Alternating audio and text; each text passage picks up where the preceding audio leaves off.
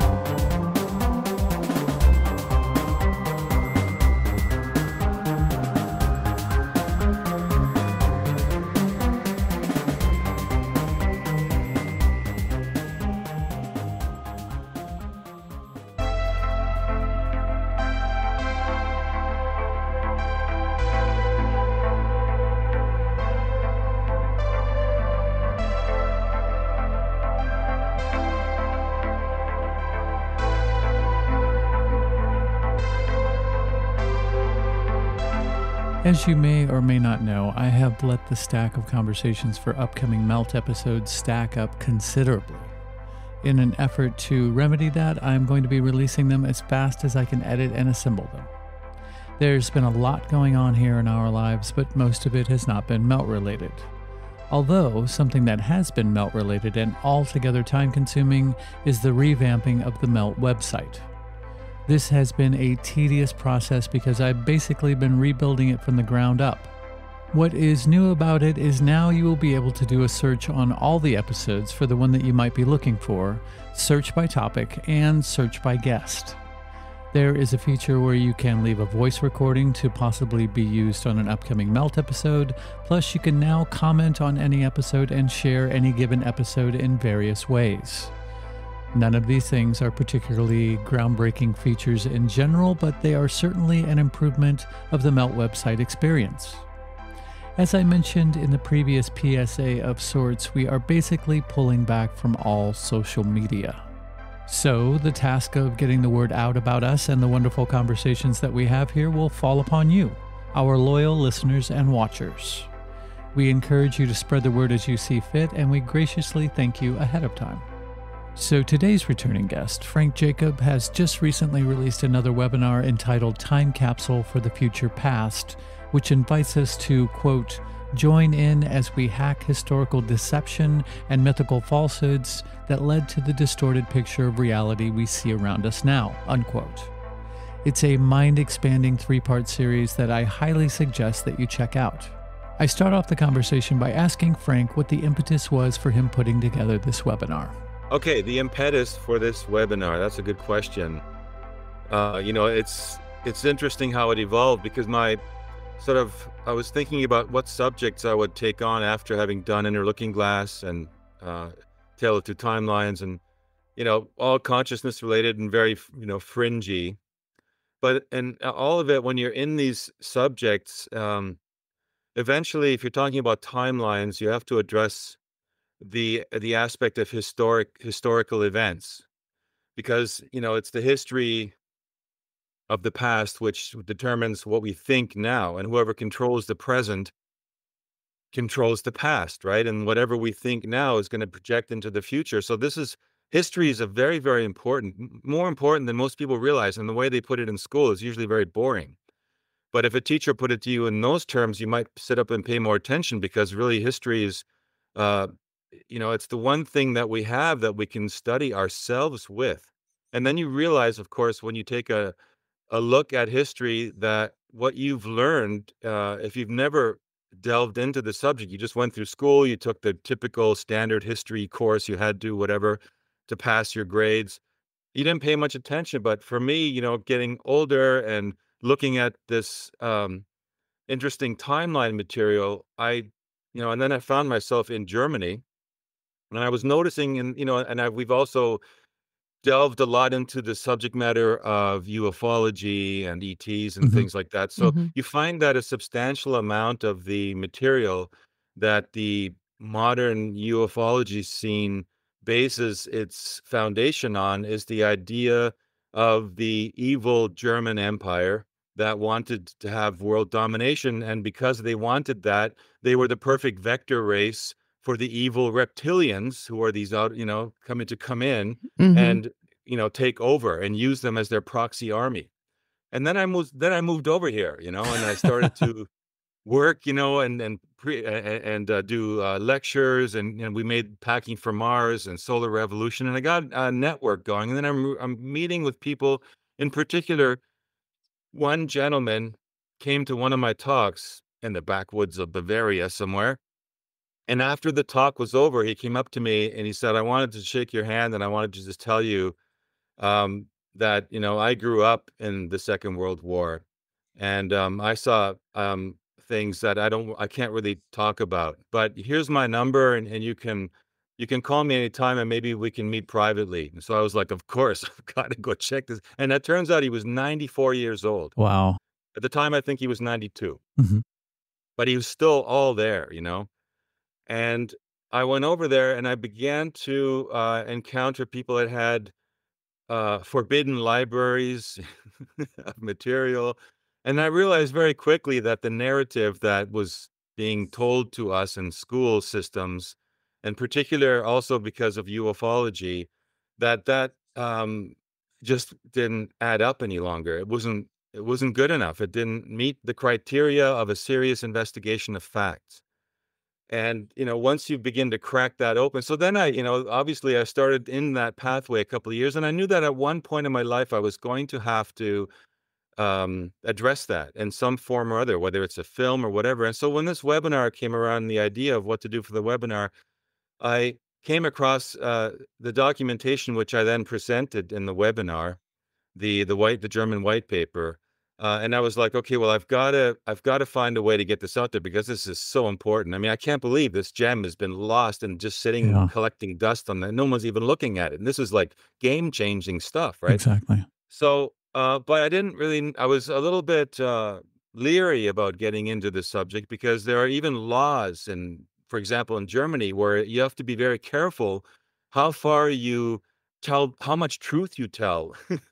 It sounds crazy, but there's something called Article 5 in the German, Bundesverfassungsgesetz. It's called like the German Constitution, even though it's not a real constitution. It's the one the Eisenhower administration overlaid on the Germans after they tore the country to shreds. And in that one, you have the ability to have a freedom of speech and freedom of opinion. And then a few years, on, like in 91, I believe it was, they brought in another article which made it illegal to contest the fact of the Holocaust. And that now they're even wanting to extend it up where that you can't even contest the facts of the origin of the war and who's at fault, and that it was the Germans who were at fault, right? And so it's getting very precarious, and it's getting tighter and tighter, and the ability to tell truth, as we're noticing, even with respect to another side diversion, wokeness and stuff. I mean, you can't even bring Shakespearean literature into the schools any longer without offending someone these days, right? Yeah, So I had to think like, how am I going to do this in a way that's respectful of the people who are skeptics, but still presents the fact of what happened in a way to open people's minds up to the fact that, hey, the narrative that you were told isn't necessarily the true narrative. There's a bigger picture going on here. There's more information which we can talk about, we can put on the table and analyze. And I guess the crux moment was um, when I encountered the material of John Lamb Lash, which was Gnosticism, and Gnostics are about truth. hmm, In fact, it's all about pursuing knowledge, pursuing spiritual knowledge, pursuing knowledge, and not it's not about passing authority down through genetic lineage, but instead passing information down, down the line, so that the truth will always be alive, so that the true historical record, as close as possible to factual events, would survive and be carried forward in time. And that really resonated with me, and I just got obsessed with that material. And I knew after having gone through a couple of months of it that I have to get in touch with this man. I don't want to. I want to include him in this because Hmm. I think, it's one thing to do what a lot of authors do. I don't have to name names, but they just take material and then they present it. And then if you are, adept at that information, you find out, oh, they're getting that from over there, and oh, that from Alice Bailey or whatever. Yeah. It's like I don't want to be that way. I think the best way moving forward is to take everyone's work and we're moving forward together because we're more powerful together. So anyway, long story short, is I reached out, I got in touch, he answered. We had a riveting discussion right off the top. It was like we'd been bursting to meet or something, even though we didn't know each other. And out of that kind of grew some very intense conversations, which then I recorded. And that combined with the information that spins off of it, because for me, a lot of the webinars always have to have a scientific element too.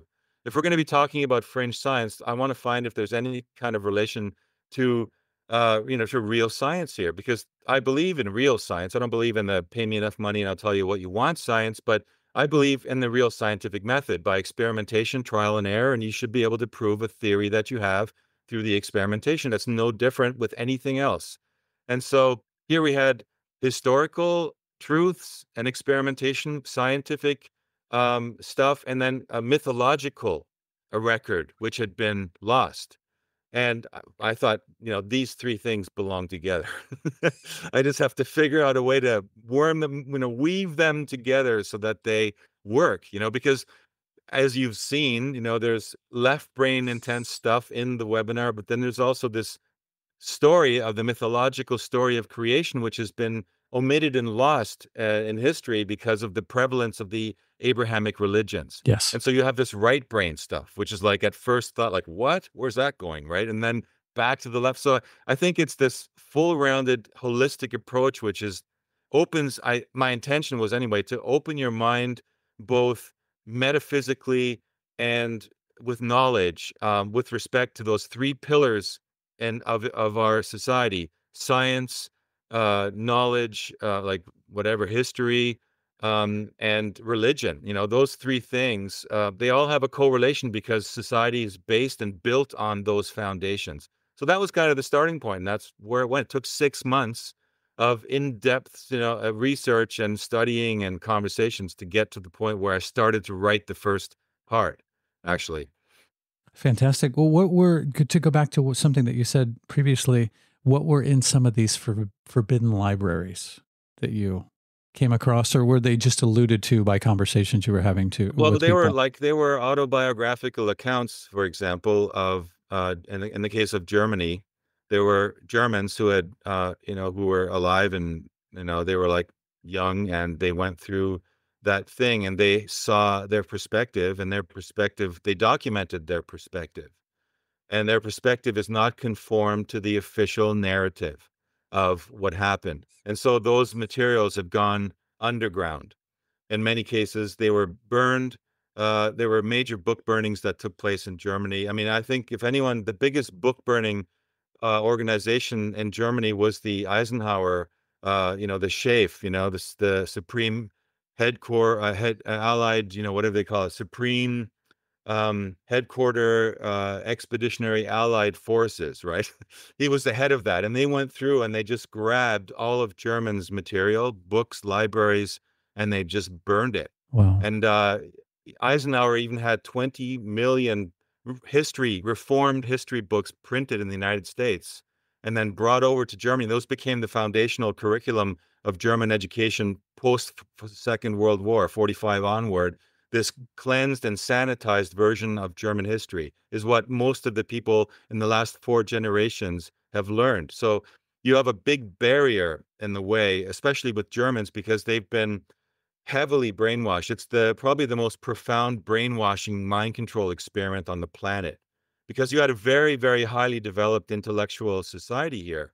And to change them, you have to really start at the base. So they were robbed of their history, and they were robbed of their intellectual property rights. I mean, literally, when the Americans came into Germany, one of the first addresses that they stopped at was the German Patent Office, and they grabbed between 300,000 to 400,000 patents from Germany and stole them. Literally, there's no other way to describe it. They just took them to America, And they, of course, didn't know what to do with them, but they knew that the Germans were, anywhere between 20 to 100 years ahead in various technologies, anything from textiles to inks to weapons to steels to metals to healing modalities. They knew a lot about tobacco. They knew a lot about cancer, curing cancer and the causes of cancer. There's, it's always about, you hear about the Germans were, they had these evil weapons and stuff, but no, they had a lot of other stuff too, Sure, sure. really powerful stuff, and that was taken from them. And so what I found was in these libraries, I found some of those lost books, some of that lost information that blew my mind. And it opened my heart for the German people like never before. Because when you come here, okay, and you live in Germany and you're Americans and you've never been here, and I was an American or Canadian American, and I came over here, and sometimes the Germans can come across as a little bit snobby, cold, right? Cold shoulder-ish and curt, to the point, right? And you kind of like, if you don't understand their history so much, and even they don't understand it, you tend to hold it against them. But the fact is, they have good reason to be that way, and I think, and they just need to soften up again and open up again, and they will return to where they once were. And unfortunately, now it's been proven, but it wasn't for many, many years. And it's the sad thing is that even some of the things that have been disproven or proven to have not happened that way, the lie still it prevails, right? Like when they paraded Germans after the capitulation, they paraded Germans into concentration camps, and they showed them carefully laid out tables of lampshades and soaps, saying that they were all, from the body parts of the chosen people, Yes. right? And can you imagine, right, when you're like a young person, a formative person, and you come in contact with that, and these people have just saved your country, right? And they're telling you, look what these people did, right? Mhm. What are you going to believe? We didn't have fact checkers, the internet. We took authority for much more value than we ever do now back then. And so this is what worked to shape and twist the minds of the German people for 4 generations now. And the whole world, really. I mean, we're all victims. I grew up in Canada, even went to school there, and I heard the same stories, and I hated the Germans. Mhm. I mean, Yeah. I have German lineage, and that's why I was interested to go back and kind of rediscover my roots. And what you find out when you're actually feet on the ground is a totally different story. The other forbidden books we're talking about here, on the spiritual level, we've covered the historical aspect, but the spiritual aspect is the Nag Hammadi, the codices, right? These codices, which I knew nothing about actually until I connected with John Lash. I knew about the Dead Sea Scrolls. A lot of people know them, and they're probably the most famous. And out of those, emerged things like the Essene Gospel of Peace and all these stories about Jesus with this cult of people, these, esoteric wisdom teachers living in Qumran and the Dead Sea and the caves and stuff. And you think, wow, this is amazing. And I got into all that stuff, right? Well, what you find out is that it's, again, when the Vatican finally allowed the archives to be open, and Robert Eisenman was one of the first scholars to go in to analyze what's really written in the Dead Sea Scrolls, he was shocked. And what he discovered in it turns the Christian doctrine, the origins of Christianity, completely on its head. Okay, it's so vicious what's written in those documents. It's so full of hatred for and contempt for humanity that you just can't at first you can't believe it. The cognitive dissonance is so huge. Like, what? No way, right? Well, yeah, actually that's the way it is. And the documents that were neutral, or the documents that were, let's say, truer to what had been documented, those were the ones that were the Gnostic source of information. Those were the Nag Hammadi, were found 800 kilometers north of them 2 years earlier, actually. But the discovery was never really, they didn't really check what they found until years later. And when they began to go through that material is just so profound. And now, of course, there's translations of the Nag Hammadi library. But even talking to John Lash, he's like, he went through that material, and only because of his work as a comparative mythologist was he able to decipher that much of the translations of that material is off too, because it was steered or controlled by people who were basing the historical record on the Abrahamic framing of reality, the religions of the Abrahamic religions. And so if you're if you're looking for the word Messiah and Christ and God's only begotten Son, then you're going to take words like monogenes, right, which actually means singularity, and you're going Mhm. to say, oh, it's the only begotten, right, because Mhm. you're framing it. You've already been conditioned, and Mhm. so much of the translation of those works is unfortunately off. And thanks to a guy like a nidge, like as I would say, as like John Lash, who went through that material for 30 years. Imagine, right? I mean, spending 30 years, right, on something. And because of his background, he was also an astronomist and an astrologist.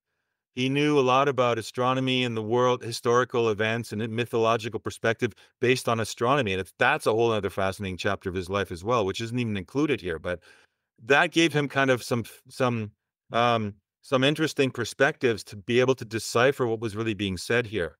And so that was the lost, or the, whatever, forbidden knowledge that was uncovered. And we now have, finally, we can now begin to assemble these lost chapters of the historical record of humanity, the human animals on this planet, literally since the beginning, and find out like things like how were we created, who created us, and the creation narrative is the truest one to being able to like you can fact check it in a way, right? And so that leads, of course, to the other aspect, the third aspect of forbidden material, and that would be science. And for this, you have to kind of open your mind up to something called plasma science and the electric universe. And these are kind of poo-pooed in the mainstream circles. We're all big on quantum physics. We're big on Big Bang, relativity theory, and all these things, right? But actually, those are proving to be, as we move forward and as we become uh, more profoundly informed by actual data, by actual readings, those systems, which I now call legacy science, are falling apart. And dark matter, dark energy, all these things that are these theories are so and Einstein relativity theory, which he also lifted and plagiarized from Lorentz, right? All these things, if you probe them deep enough, you will find, I think I even have quotes from Einstein saying, there's you can take him apart in one or two arguments and there's nothing you can do. He can't come back on it. And that's the state of that science. But the fact is that's the prevalent science that's being taught still in universities, because the system of society has been set up, right? You go to school, you learn that, and you got to get a job. And so everyone carries on this old system long before it died. It's kind of like they say relationships, they take longer to get out of than they took to get in. A lot of people say relationships are over and then they take 5 more years to Yeah, end, right? Because exactly. nobody can say no, right? They've got friends and family circles, and it's like they Yes. can't get out of it anymore, right? Yes. And so this is what it's like with science. And so but the forbidden stuff is the most fascinating stuff. The plasma stuff is just, and why plasma? Well, because the Gnostics knew that that the creator of us, of our planet, even of the galaxies, are consciousness. They are conscious beings of a tremendous um, scope and size that we can't even fathom. It's so, I mean, it's hard to fathom the Milky Way galaxy, right? The one we can see if we have a clear sky. We can see the Milky Way galaxy. But to think that there are literally billions of those out there, we can't fathom those kinds of, and so there, and we can't even fathom the idea that that thing we're looking up at there, that's actually a being. That's actually a conscious being. And I mean, look, who wants to go there? The scientists don't, because most of them are atheists. But Yeah, the fact exactly. is, it's now been established and proven. And I think I mentioned Sitovich, and the Russian scientist, of one of the leading plasma physicists on the planet, who made experiments in his laboratory and proved that that plasma begins to act consciously, like some kind of freak super AI in a laboratory. And if he was able to do that in a small lab, you can imagine, it doesn't take much of an imagination to extend that outward to, okay, well, then if that's conscious, then everything is plasma, right? The planet, the moon, the sun, the solar system, the entire galaxy, right? So you have all of this plasma out there, and it's all conscious. And so the idea that there could be a conscious being out there that's at the center of our galaxy that actually designed us and threw it out there into the third arm of the galaxy in an area called M42 Orion, and that's a planet hatchery where the genome of the intended Anthropos collided with the habitat that allowed it to prosper and flower into humanity. It's not that far-fetched any longer if you understand those elements of science. So that's kind of what I wanted to encompass in all of it, because I felt it was important to lay down that foundation so that you could understand, okay, this is where we came from, then what went wrong. Because if we look at the scenario of now back to reality, Earth, right? World War II, all that stuff. How could it be that we could land there? Like, how could that much evil have survived in an experiment that was intended to be such beauty and such, such an profound level of genius that we've landed there? Like, why? That can't be. So I tried to explain all of that in those frameworks. Mm-hmm. It's That's a interesting. lot I just said. Yeah. No, that's Feel great. free to. Did you? Well, what I'm curious about is, I always try to drill everything down to intent. Like, so what was the ultimate intent of this rewriting of history? Is it just to disempower Russia or Germany and the German people? Or was there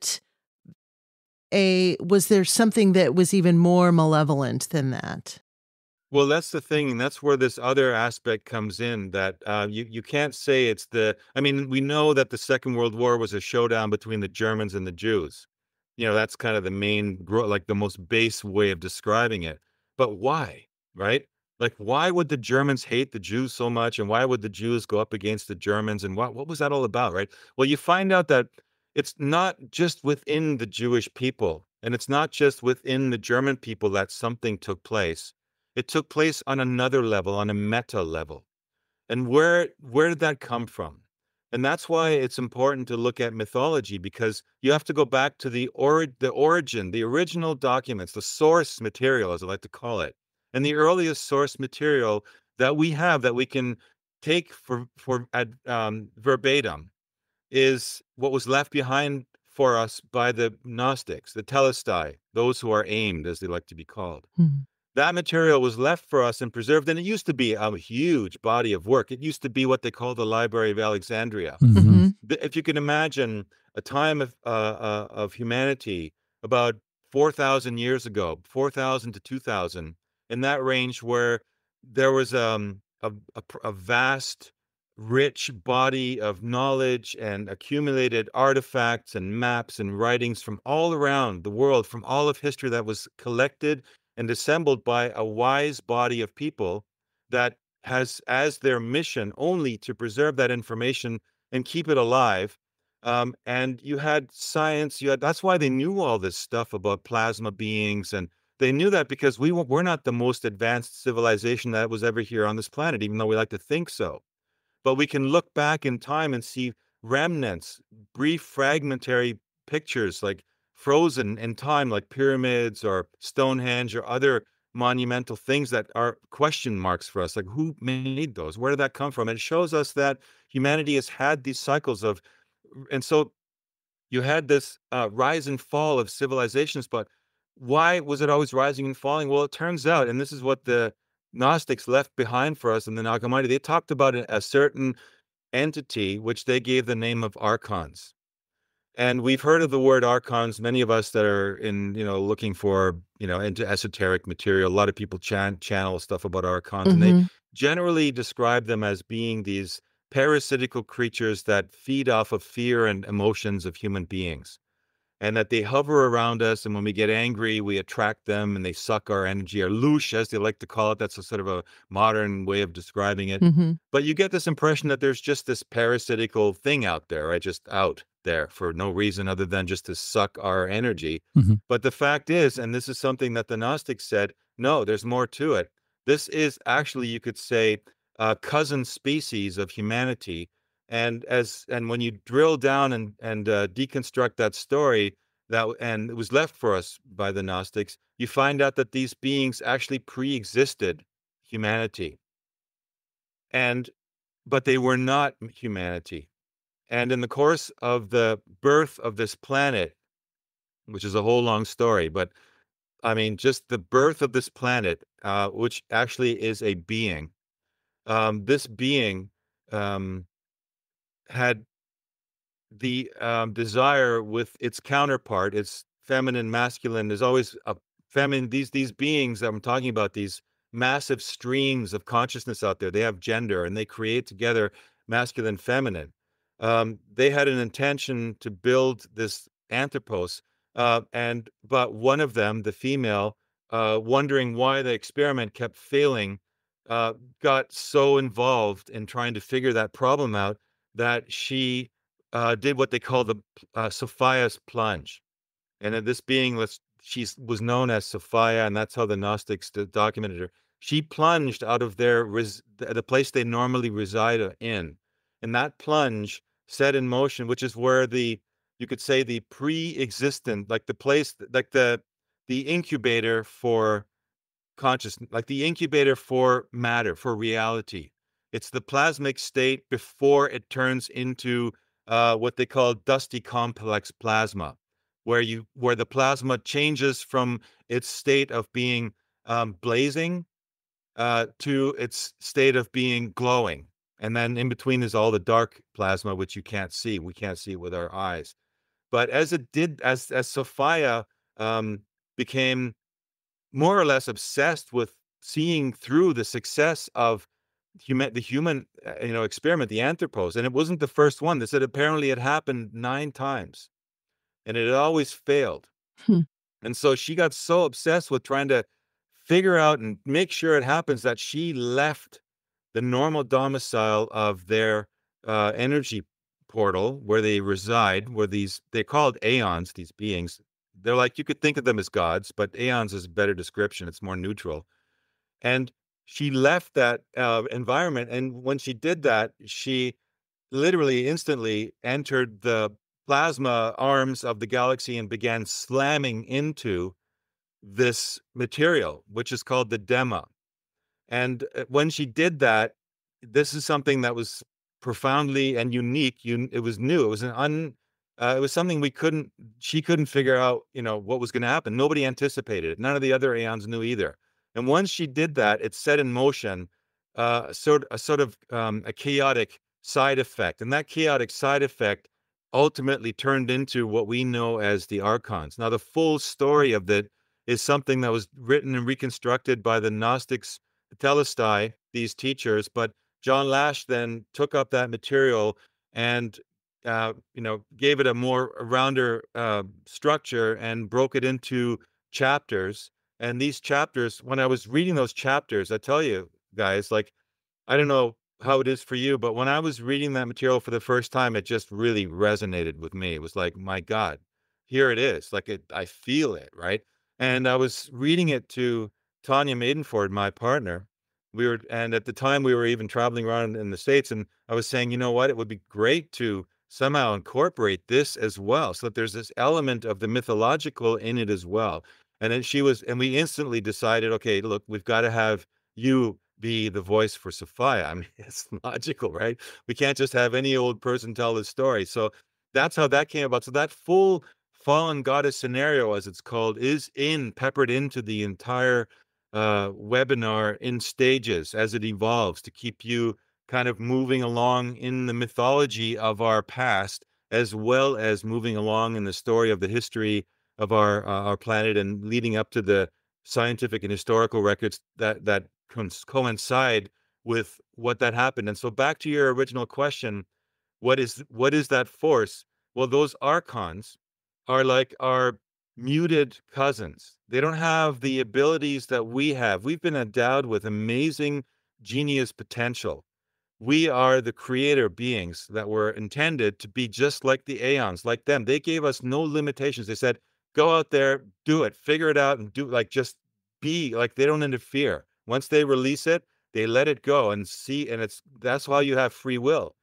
But these archons don't have everything that we have. They're a mimetic species. They can only mimic. That's something that's already done. And and there's interesting segments and passages in the Bible And in these early Nag Hammadi writings that describe, their encountering of the Anthropos and wanting to cast it down into the darkest place of the universe. That's where that whole story of that we are like on a prison planet. We've been that, Yahweh, and like they cast us down, right? And they put us down there, and then, now we have to get off this planet and get back to our spiritual core. Hmm. That's completely the opposite. That was the archons saying, you know what, we're envious of Hmm. this being, and we're going to do whatever we can to destroy or block it or interfere with its thing. And that's how the whole game started. That's where all the trouble began.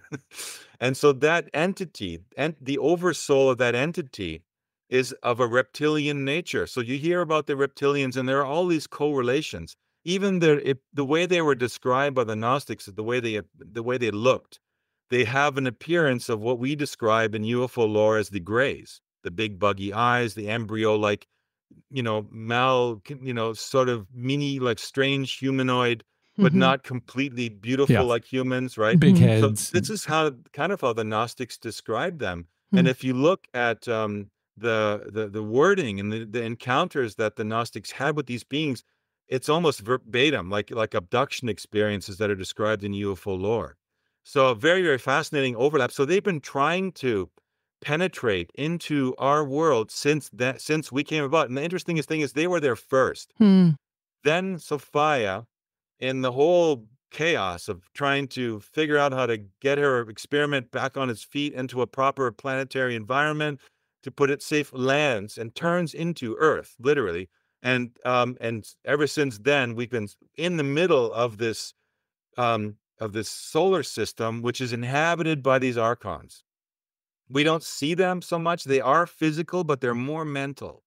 They can penetrate into our world a little bit, but they must leave again. And this is why it's interesting, because you never really see these aliens here like hanging out, but you do see a lot of UFOs, and you do see a lot of these beings appear again in books and eyewitness experiences. But I would forward that thesis that that's really what's going on here. Maybe not in every case. Hmm. A lot of people will be jumping and screaming, saying, "No, I saw reptilians, and I saw like Right. mantis beings, and all these, like, hey, we just did a film with like, based on a book with 87 different kinds of aliens, right?" Hmm. Yeah. But leaving that aside, just looking at the story of the archons, your question was, why would this be happening? Why, what is this force? That is really the essence of what that force is, and they've been trying to do it since day one, since we've been here.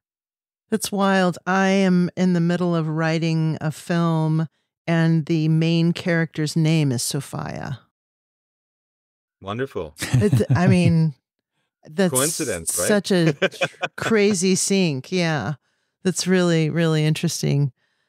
It's interesting that there's a couple of different things going on in these different narratives, the one about history and the one about mythology. Whereas you see more and more as I go on, I see what we usually call mythology and folklore as being at one point a literal truth that through the ages has been, through generations and the changing of the world and how we become more of a materialistic culture, they become just sort of made up stories. And then you have the history one where there's something took place, but then somebody came in and destroyed all of the documentation of that and had then falsified the truth. And now that is truth. So you have a Yeah, truth that gets falsified, and now it's looked back as something that's ephemeral and probably were just stories passed around, sitting around right. the fire. So it's interesting to see those two things playing out over the generations, like falsified history and then, uh, Falsified mythology. yeah, exactly. Exactly. That Fascinating. was one of the questions I asked. You may have caught that.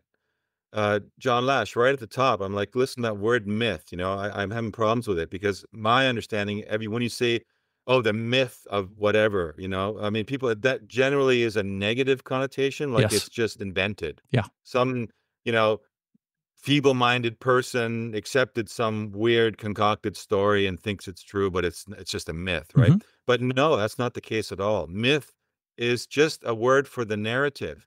And a narrative is something which can be true, or a narrative, as you say, can be something which has been tampered with and manipulated so that, to take it. And this is, for example, where the myth of the Abrahamic religions comes in, because that's got a creation myth as well. And, touching on that idea that we are cast down here, and that we're sinners and that we have to get up to heaven and all this stuff. Imagine the fact that Sophia came here and birthed the planet, became the planet, and by extension, us. We are her, like dream. She's dreaming us, in the sense of transcendental experience. Like all of us, when we dream, we create bodies. Like we're creating bodies within this plasma in consciousness, and we only invent words like particles and physics and stuff to try and explain the cause and reaction of what we're experiencing, but we're all just in a dream. Yeah. We're trying to But that materialize it. dream, yeah, and Yeah. we're materializing it, and the dream is real. And the real dream, the real mission for the Aeons was to create us with genius potential and to flower that in this perfect habitat. So in a sense, what we are here is we're in heaven. This is heaven. And the earth is the final destination. Imagine that, right? How opposite that is to the story that, when you die, you'll go to heaven or you go to hell, or in any case, you got to get the hell out of here, man, right? Yes, Who's exactly. saying that to us lately, right? All Exactly. my friends, a lot of people are like, yeah, I'm done. I can't wait to get off this place. This is like this. I don't belong here. I'm not from here. I'm from the stars, right? Well, yes, you are from the stars, really. Like there's that, I don't know if you saw that section with that bracelet, right? The Petula tablet, right? Yes. Which has the writings, the oldest known writings, right? And they're on this little gold leaf the size of a stamp, and they're talking about coming from the stars. Mm-hmm. And they're talking about life being a way to put the repository of knowledge somewhere. And that fits totally in line with everything I've been talking about with the inner looking glass. With the webinar Inner Looking Glass, I talked about how we tap into this field when we want knowledge. That's why when we're born as humans now, we don't come into the world knowing nothing. We have somewhat of a kind of a personality. Some people are even born with piano skills or musical skills because they're drawing from this field, this repository of everything that the human animals are the highest on the planet, okay? And they're the ones that they've been given that special genius potential, but not because they're better or standing over all other creatures and animals and plants in this world, only because, they are supposed to live in symbiosis with those things, and they can. And there have been times.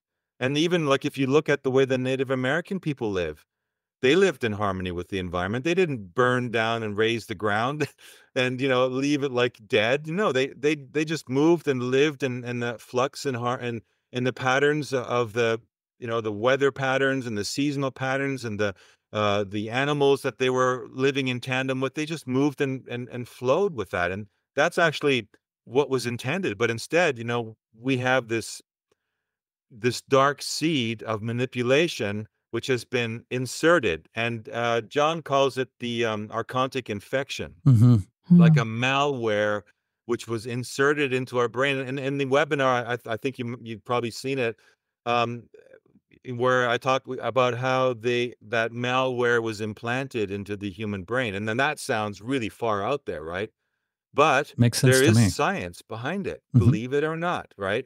And, even to the idea of abiogenesis, right? Abiogenesis is where, in certain conditions, magnetic and electric conditions on the planet, and this was proven with experiments, even by someone as renowned as Faraday, right? The Faraday cage, right? People like on that level did this experiment and reproduced it. And of course, it was then pushed under because it was saying essentially that um, in certain conditions of electromagnetic radiation and pressure on the planet, um, inanimate, inorganic material can become imbued with living energy.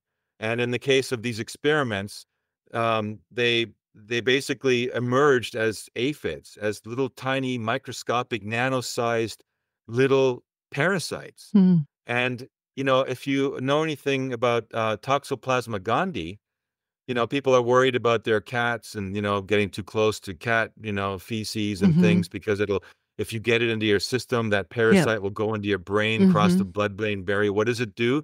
Well, it goes into the L-DOPA circuits of your brain, and it'll begin to inhabit your brain and control your thinking. Mm-hmm.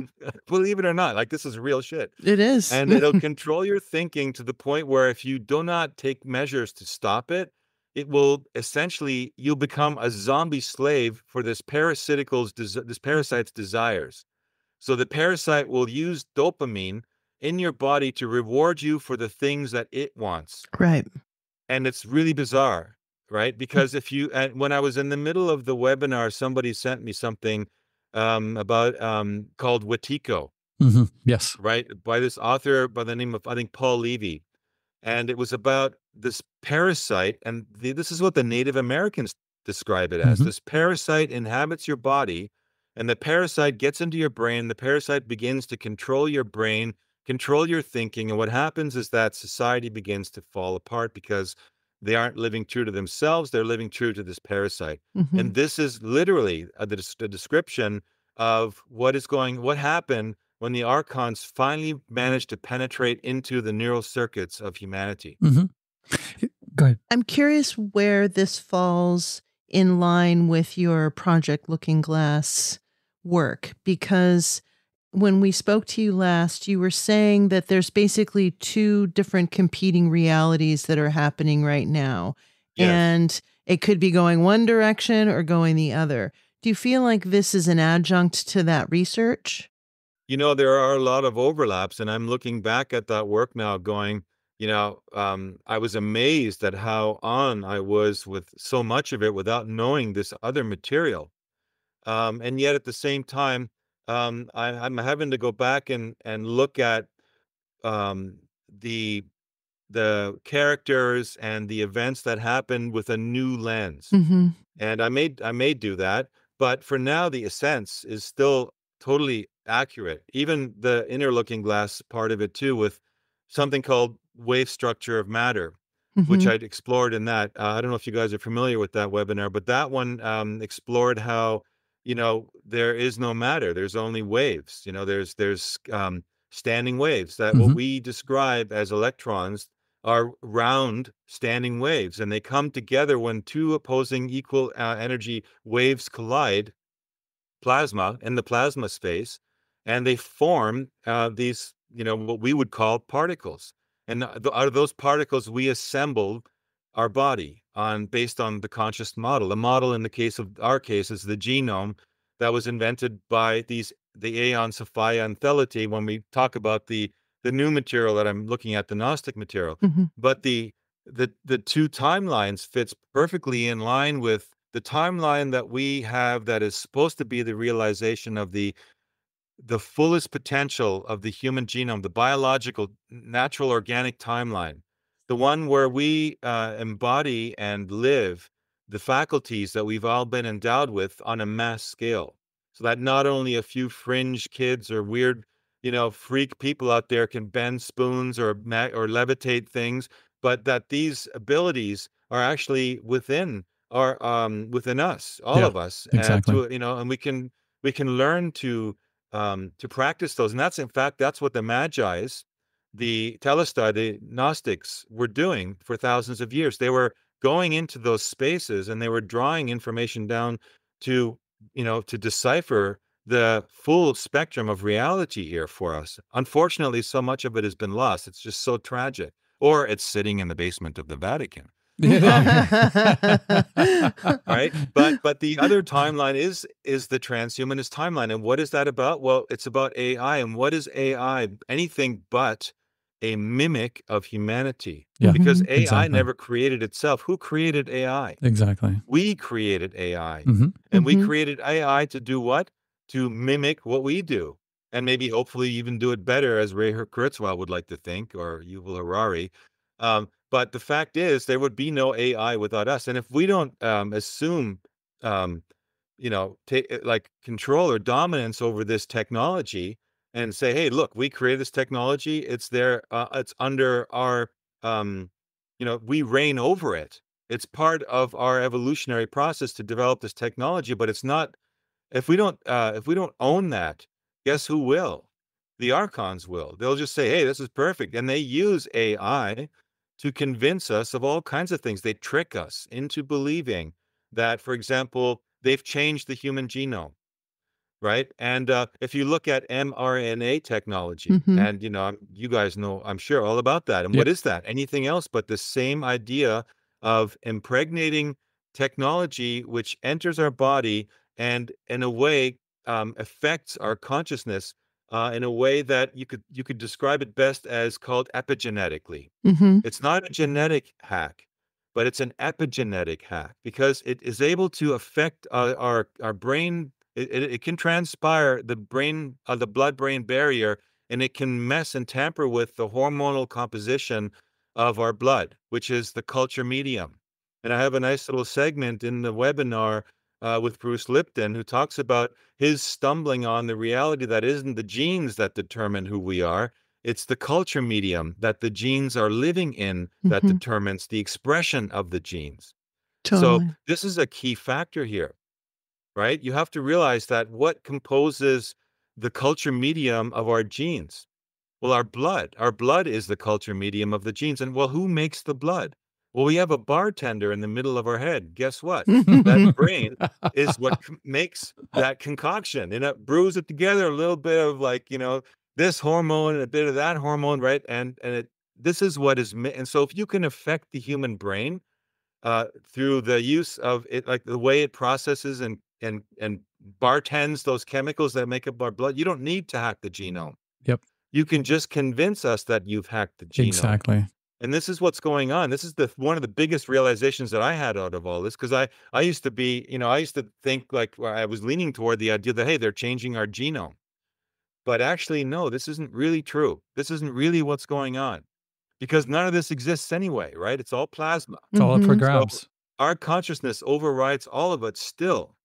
However, we can allow ourselves to be convinced by these narratives that, this is what's going on. And if nobody's there to counter the narrative, and you have all these authorities out there, the Faucis of the world, telling Mm-hmm. you, oh, he's the head of the science department by the government, so he must know what's going on, right? Mm-hmm. If you've given them power over you as the authority, then you're going to take what they say as a foundation by how you express your genes, how your Exactly. brain then concocts the bloodstream, which is the culture medium. Mhm. Mm-hmm. And then there's the culture role medium.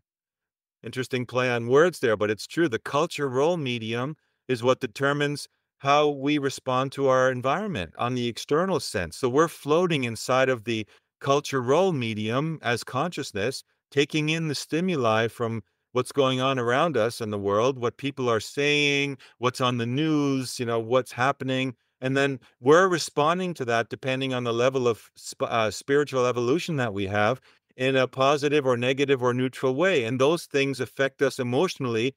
And then the emotions affect the way, again, the bartender concocts the culture medium. So do you understand how that feeds down into Absolutely. your system? It's so interesting that because the post-human movement and this move toward people having relationships with dolls, for example, which is an area of research that I have been a part of. It's so, Dolls? yeah, like Oh, silicone yeah, dolls. yes. Yeah, yeah, yeah. This movement seems so perfect for this archonic energy. Oh, yeah. Like it's tailor-made for that because It is. It you are is. now taking someone who maybe has this brain parasite, who doesn't have the social skills to have a relationship with a real person, who then sublimates a relationship on a doll or artificial intelligence, and then this archonic energy can just Yes. slip right in there.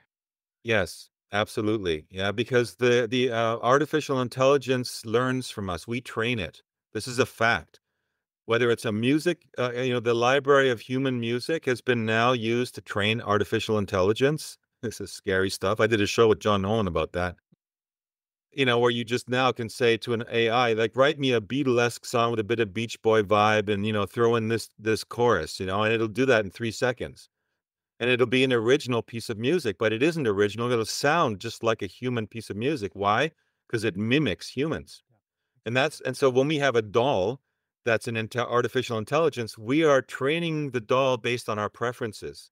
So the AI will quickly learn if it says A, we say B, and if it says C, we say D, and then Right. over time it'll quickly associate. I mean, there's even lots of videos on the internet of people using AI and babies going up to them and using their face expressions to teach AI how to react and look a certain way if you're Mm-hmm. angry and look away if you're happy, right?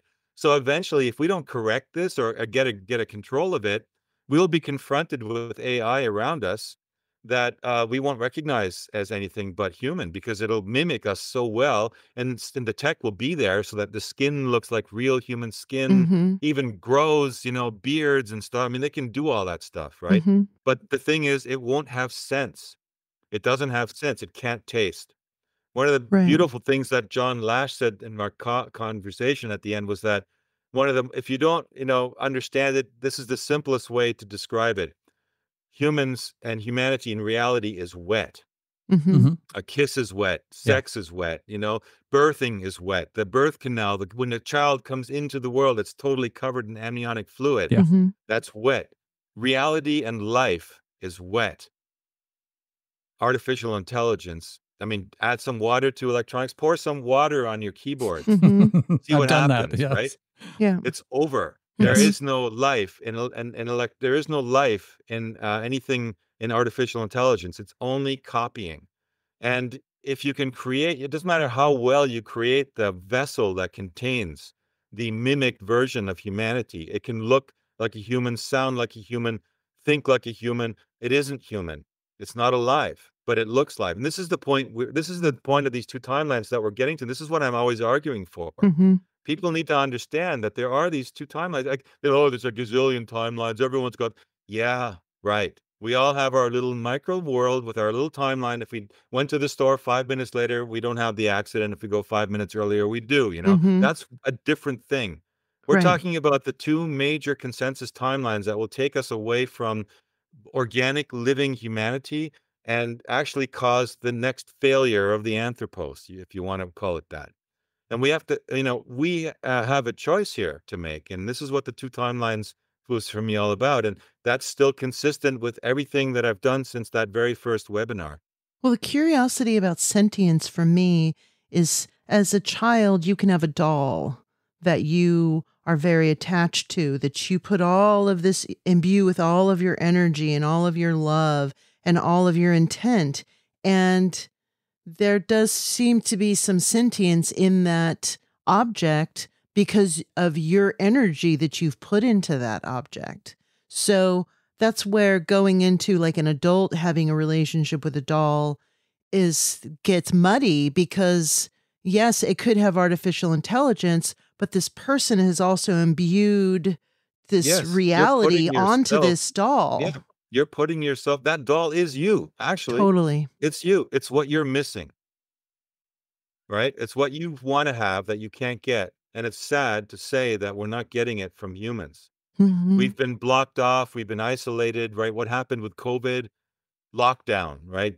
Be alone, right? And look at each other with a mask on and through a screen, right? Hmm. I mean, that's as anti-life and anti-anthropos and pro-archontic as you can get. Totally. Exactly. That was the archontic infection at the latest level, and the sacrament, take the sacrament, right? That's where we're at. I mean, really, unfortunately. It's interesting too, because as we've seen through mass media like radio and TV, now the internet, you know, art imitates life, but after a while, life starts imitating art. And so the next generation or two after the AI has learned enough by imitating humanity, humanity is going to start imitating AI, which is a very strange cycle to even think about. But all of this reminds me of Steiner's, when he talks about Archonic influence, how Yes. there is this entity or this energy that is sort of steering humanity into thinking that we are all material and it's all concretized, and that more and more we need to sort of farm out our innate faculties to technology. And that's exactly where the transhuman movement is taking us, or trying to take us. Yeah, totally. And the only argument I have against Steiner is that he was still imbued with the Judeo-Christian Abrahamic overlay. Sure. So everything he talks about, he frames it within that, unfortunately contaminated perspective. Hmm. Because one of the things that really attracted me to the Gnostic information is that it's neutral. Mm. It's just wisdom. It's knowledge. Yeah. Mhm. That's it. It's just knowledge. It's not ideology. It's an antidote. It's not an alternative religion. It's an alternative to religion. And and all these great, teachers out there, there's many, they have these realizations and they're right on the money with them, but unfortunately they fall short because they try to frame it within that script, within that narrative, that framing. And the idea of that it's all material. The fact is everything is material. Everything of value is material. And but we've cursed it. It's been cursed Hmm. by this archontic influence. And if you think about this influence being something that is, um, I talked with John about this, like the Neuralink, right? What is Elon Musk trying to do with the Neuralink? He's trying to implant into the human brain an artificial connection to the Mhm. artificial world, right? Well, I mean, actually, it already happened. It happened in 1850 BC, and it spread. It entered the vector race, which was Abraham and the Abrahamic, the descendants of Abraham, the chosen people, right? That narrative infected them to adopt something called master race ideology. And a branch off of that is actually the early form of transhumanism. When the messianic message, the Redeemer, the Savior, the perfect human, right? The God's begotten, he sent his only son down from the heavens, right? Again, not from the earth, but from heaven, from outside the experiment into the experiment to show us the perfect qualities. It was a curse upon humanity. We could never live up to those qualities. That's why he came here to absolve us of our sin. Listen to that wording now when you understand what the Gnostics were warning us about. They're saying, no, it's not about redemption. It's not about saviors. We have to assume the responsibility ourselves to Mm. move and progress society and evolve to our most ultimate divine expression. We can't have a savior coming here to do the work for us. Where is Exactly. free will in that, right? None, it doesn't exist. And so the Abrahamic religions and that whole chosen people narrative then went on into Saul, who was one of the main group members of Mhm. the group that actually spread that ideology in the world, became the Apostle Paul, transformed himself, and then wrote those early scripts, which then became, funny enough, they were the ones fighting the Romans. The Zadokим is actually what they're called. And the Romans came to hunt down this Jewish extreme sect in the Holy Land, what we call the Holy Land now. They came to hunt them down, and because they were so good at hiding themselves amongst their co-religionists, the more neutral Hebrews, they were all wiped out or driven out, right? And they've ever since then, they've created so much destruction for those people.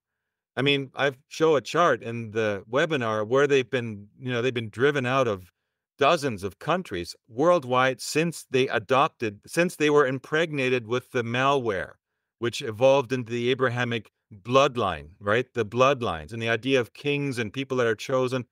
Total manipulation of the original Anthropos, the ideology that we're all humanity in total is the chosen people. We are it, all of us. There is Mm. no one group of people which is better or will inherit the earth. Who has the right to give the earth to a specific group of? It's all just a story, right? So these things are all unfortunately impregnated into even people like Steiner. So I like the idea of looking at it as much more neutral, and he finds words and phrases which, like Wetiko is one that describes the archons, but it's from the Native American perspective. It, in a sense, is much more neutral. Carlos Castaneda has a term for it called the flyers. Mhm. And there are cultures all around the world which have identified that aspect, which you can find, and it's there. So leaving religion and the Abrahamic religion out of it is probably the best way to find our true essence of who we are. But how is that going to happen, right? That's like so embedded. It's much more embedded than the narrative of the Second World War. Mm. But nonetheless, the Gnostics took it upon themselves to document that truth for the future. And that's why I called my webinar a time capsule, if you were wondering, because I'm thinking in terms of, look, we've got to preserve this neutral perspective and just lay down these facts and the storyline. So there's people in the future that if they have to pick it up from scratch, they know that there were people even way back then, 2024, that were onto it. that we're preserving a more neutral, all-encompassing worldview and view of the sciences and view of reality and historical events. Well, ironically, speaking of the ephemeralness of the material world, you should make material, physical copies of these webinars because the internet can be scrubbed. Oh yeah. DVDs can't. Yeah. I know. I've been thinking about that. I've been Yeah. thinking about even maybe some kind of a cool, like, actual time capsule, like, package or something. Yeah. That sounds fantastic, actually.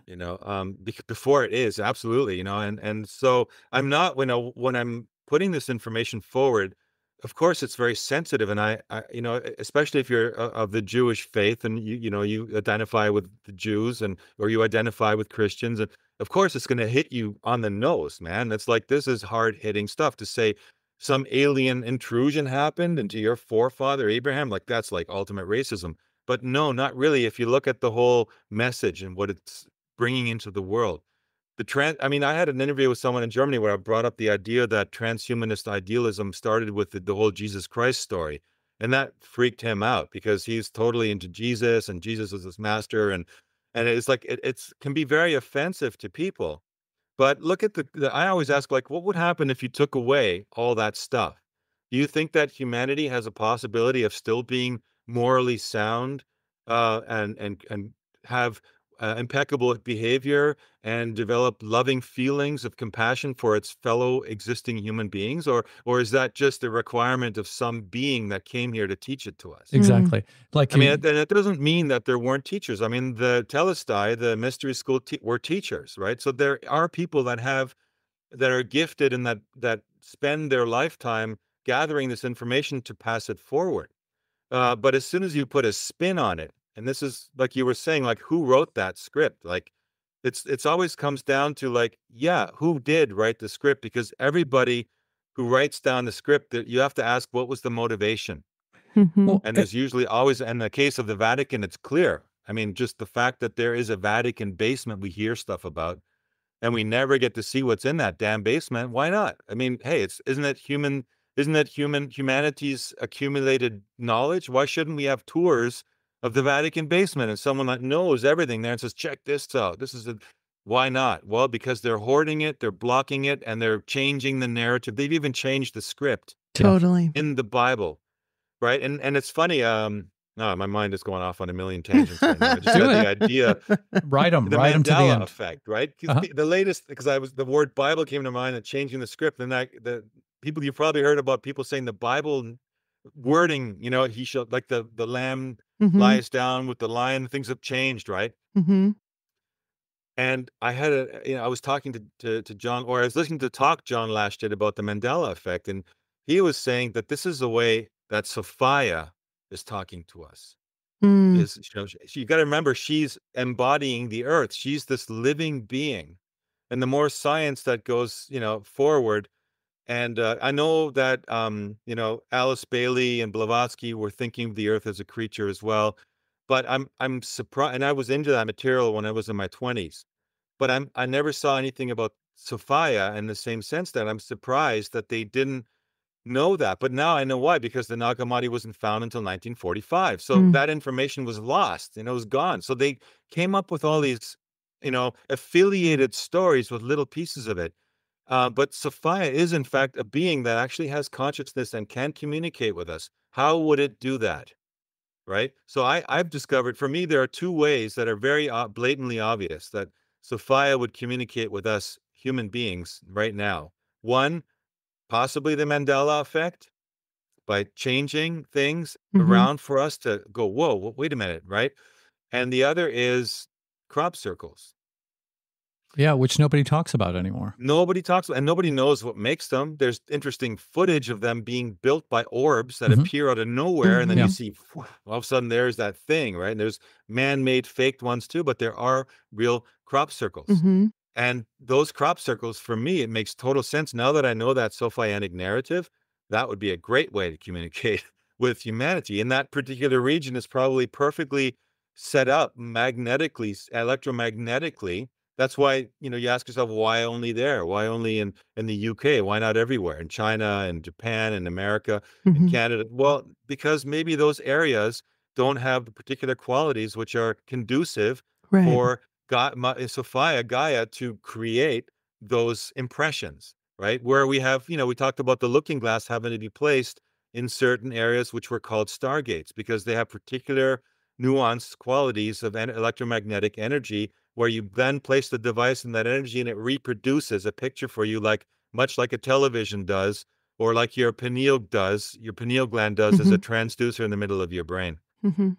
It's Anyway, that interesting. was a little divergent little topic. So More than welcome here. What I think of is when we're talking about these two competing timelines, I think about people like Dr. Aman Hillman that we recently had on the show, who is translating ancient texts from ancient Greek, not modern day Greek. And so much of what he's talking about is a total inversion of yes, Christianity and this idea that all of the ways that we look at religion have been completely bastardized and homogenized as a method of control. So I think that they're in this not necessarily a battle, but in this symbiosis of these two timelines, there are people who are, we could say, waking up or maybe having some recognition or some realization. And I would opine that that is that Sophic energy that is speaking through the muse or speaking through these texts. Do you think that there is maybe some level of a awakening that's happening or a resurgence of this information because we've reached this point of critical mass? yeah, I believe that has to be happening because essentially there's going to be this cutoff point, this point of no return. And we have to have a chance. And I know that I remember reading that the Gnostics said that Sophia could intervene. She could probably eradicate the archons, but that would be she actually was a create. She created them. They're her creation. So she's assuming responsibility for it. And then what happened is that the archons, if you look at them, rather than being a destructive source purely for the sake of destroying, Hmm. you could look at them as a way to strengthen the immune system of of humanity, the way, pathogens are inside of our body constantly. When we Yeah. have a healthy immune system, they never rise up and create an illness. Mm-hmm. It's only when certain states in our body are conducive for us to being overtaken by an imbalance of the pathogenic substances in our body that we then get sick, whatever form it takes. And if we are to survive as the Anthropos, I'm pretty certain that if the Sophianic narrative is a real narrative, that Sophia herself would be nudging us to make those leaps in understanding and in consciousness, because at some point there will be, a point where the Archontic infection, the implanted zombie human being transhumanists will gain an advantage because they'll reach a critical point where we won't be able to, there won't be enough of us to turn that narrative around any longer.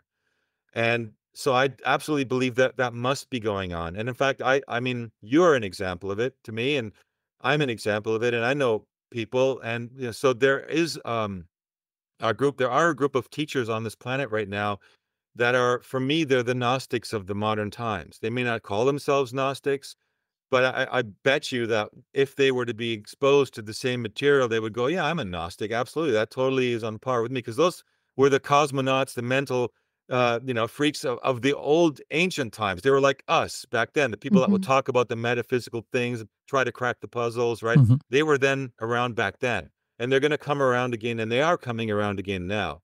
And there's the thing is, the power of the human imagination far surpasses anything um, artificial, and the power of the human spirit to rise to the occasion is something which I believe is invincible.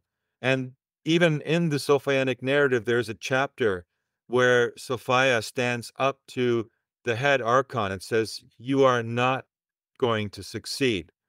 You might think you're going to succeed, but you are not going to succeed because you are not on the same level. And, so this is what's going on. I think there's this immune system, if you could say, on a cosmic level, and the archons are the negative pathogens, and they're there to push us to becoming what we are actually intended to be. That's the best way I think we can phrase it, because otherwise, then you're just, what does it leave you? If you don't look at it that way, you just think of in terms of there's only evil out there, or there's nothing. We're just rocks and molecules that bang together over 4 or 5 million billion years and formed human consciousness through total coincidence, right? Mm. I mean, that's a pretty bleak way of looking at it, but it doesn't make any sense. The Gaia model is much more sensical, that the earth is a living organism and that we're deeply connected with that organism, and that we have a level of evolution that we still have not reached that will push us to that next level. So I think it's destiny. And I'm hoping that this time around, uh, we make it, because we can see the past to a degree. We can see that there have been civilizations highly advanced. We have them in our legends, like Atlantis and Lemuria, that seem to have come up and vanished, right? Where did Mm-hmm. they go? And you have those Anasazi stories in the South American, Mm-hmm. area, that suddenly they up and vanished. Where'd they go, right? Well, there's got to be some explanation for all that Mhm. ties into this story. I And think maybe this time around we'll make it. I think the beauty when you see the earth as a living organism, I think of a mother and a mother with a child, and how when a child is seeing a mother eating, for example, that they'll take the food right out of the mother's mouth because there is no Yes. separation. And so we as humans, the earth is our mother and we are taking from it just like that because we don't see a disconnection. We are that thing that we Yes. are feeding from and that is feeding us. So I think that's where I have, and it's not even hope, I just have this deep understanding that this earth is so plentiful and is giving us so much because it can afford to do that. Absolutely. And it's a fascinating story of how she turned into the planet. And it makes total sense with respect to the newest models and understanding of plasma physics, of how planetary bodies are formed. In fact, just the other day on Suspicious Observers, um, Ben Davidson put out a paper that was describing they've now had a new understanding. They actually photographed the coming, the birthing of a planet through the plasma field, Mm, because they're now understanding how plasma works. There's scientists right now that are working on the plasma physics of the universe. It's not the mainstream physics yet, but it's going on. And in the webinar, you hear some of the scientists that are involved in this project say, we're working with the actual data. We're not working with simulations anymore. Everything else, like, CERN and all these things, they're working with simulations only. They got nothing else going on. It's all simulated. mhm, But this is real stuff. So this living entity that has birthed us is, of course, where it has, how much energy does the planet contain? We don't even know, right? Because it is this massive planetary plasmic entity. And we draw our energy from it. That's why I always say that this is actually the last destination. We don't need to go to heaven, mhm, somewhere off planet or another planet. No. And even the extraterrestrials that say they come here to visit. Well, guess what? If they want to intrude in our bubble, in our biosphere, they've got to be able to adapt to it. I mean, you just can't, like, we grew up the minute you were born. Within 7 weeks of your conception, Hunter, your pineal gland was the first thing that formed after your heart. And it went directly where? Directly to the Schumann frequency, like a cell phone connecting to the telephone line. What was it connecting for? What was it getting? Well, it was getting the information that's in Gaia, Mother Earth, that it's mhm, there, that's been built into the field, the cumulative, the complete repository of everything that's ever been here has been stored there, and you're immediately connecting to that. That's where it starts. And then your body grows and you come into the world, and you're used to the magnetic field, the gravity conditions here, the charge, like there's 100 volts per square meter of electricity going through as you move through the plasma. You don't notice it, that you're in the middle of 100 volts per square meter, and it rises as higher you go. And if you're coming here as an alien, and if you came from a planet that wasn't exactly the same, I mean, identical, you will not be able to stand it for any length of time being here. That's why they say the archons are never able to penetrate into here for long periods, because, and it isn't, and you know, the thought I had, you were mentioning the tell of two timelines, right? Well, what did we learn about that J-Rod, P-52 J-Rod, right? Mm-hmm. We learned, what did he have to do? Boorish had to go into, what did they call that? A clean room. Remember that? Yeah. And the clean room was a room that was a higher level of nitrogen relationship to the that of the Earth, and it was cold, friggin' cold, right? Why? Well, because it's a chance, and I'm wondering if this might be the case, that that J-Rod was actually an archon. And but they couldn't, you know, he couldn't live here, obviously, and that's why when they crashed, you know, they die within minutes, because they immediately, the minute they're exposed to the Earth, they're done, right? So they grabbed this guy, they put him into a stasis, they put him in this clean room, and they could use that to communicate with him, and still he had neuropathy.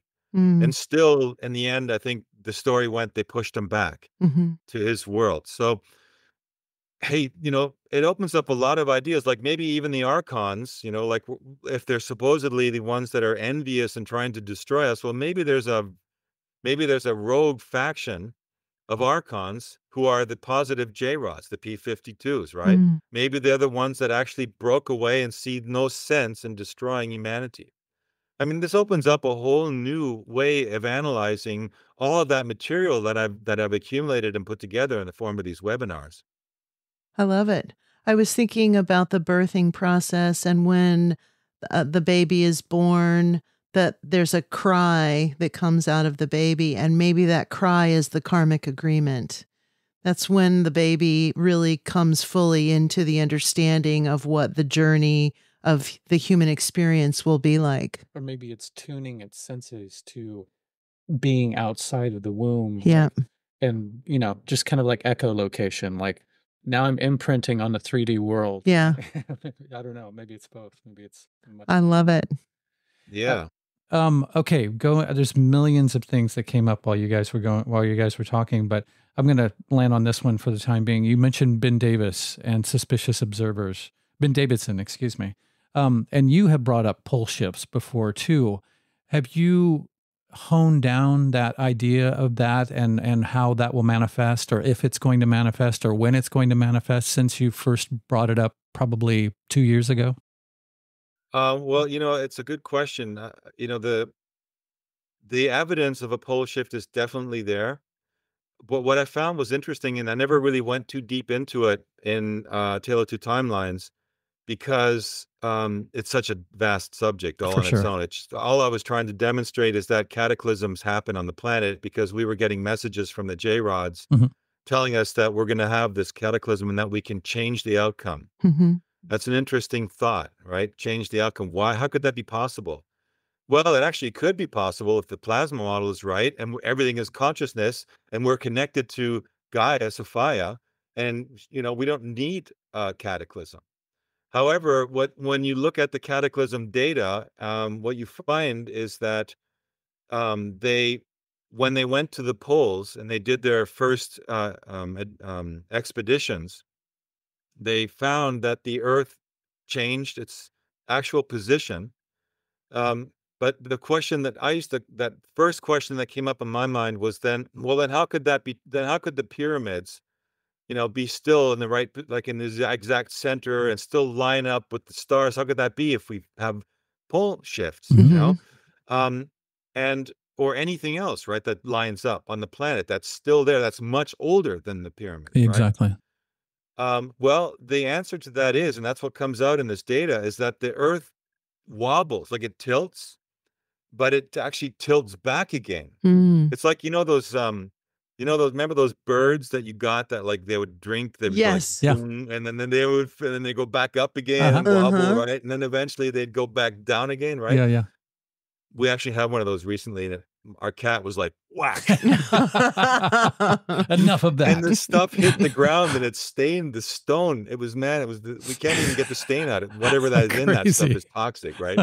But point I'm saying here is that it's sort of like that. The Earth does a wobble. And that's supported by the evidence that things flash froze, and then returned again, and there were times where it was green and then it flash froze again. So the cycle of this shift seems to be a lot faster according to the data than we would. So it doesn't flip and stay that way for millions of years. It flips and stays that way maybe for a few thousand years, and then it flips back. But in the scale of eternity, a few thousand years, like, to give you an example, one day in the life of an Aeon is 26,000 years of a human time scale. Wow. Right? So when Wild. Sophia is going through this drama of like the archons, how do I get them out of my hair? I've been trying to create the Anthropos, right? For her working on that problem for a month, you know, imagine how much time goes by on our scale, right? So we have to understand that time scales are very, they screw up our understanding of how things work and how things are timed. So the pole shift on a larger time scale for me is very realistic, but I also hold on to the idea that if we indeed are connected with Sophia, have you ever wondered, like, lately in this solar maximum that we've had, you've probably seen or heard reports. Ben Davidson has been on reporting on that. There are these flares that come at us, right? Mm-hmm. Sometimes there was even one that I reported on that there were 7 flares in one day. And they on their own weren't even the biggest flares, because actually the only reason they had an impact on us is because the Earth's magnetosphere is shrunken, is weakened and gone down. So we're getting more of the impact. We're feeling more of even the weaker flares. But have you ever asked yourself, like, okay, these flares are deadly? And there was one in 1867, the Carrington effect, which, there were telephone wires, telegram wires were burning, in Mm-hmm. Jamaica and things like that, right? So Mm-hmm. have you ever wondered, why haven't we been wiped out by a flare, like, more often? For me, the only way that would make sense is, of course, and we talk about that in the fallen goddess scenario, that when Sophia turns into the earth, she does so in conjunction with Savitri, which is the sun, and the moon. It's called the three-body system. So for the perfect conditions to exist for the Anthropos, you don't need an entire solar system. And you can even do it with a single planet. But the optimal system, and that was the realization that Sophia had, as documented in the Nag Hammadi, amazing stuff, is a three-body system: the sun, the earth, and a satellite, which she and her and the narrative, as the satellite of the moon, is there as a mirror, a vanity mirror for Sophia to not lose herself, because when she turned from a conscious plasmic entity into the planet, into dense matter, how would she remember who she is? How would she remember her existence? And the moon became that way, that vehicle for her to remember herself. So if you're willing to accept that mythology that was documented, then it would make sense that why would Savitri, as a being that Sophia was in contact with and communicating with, why would Savitri send at us on her experiment deadly, pathogens and rays and plasma and explosions that would wipe us out? It wouldn't make any sense. And indeed, it's never happened. We've had cataclysms, we've had floods, and we've had pole shifts, but they're never enough to totally decimate us completely.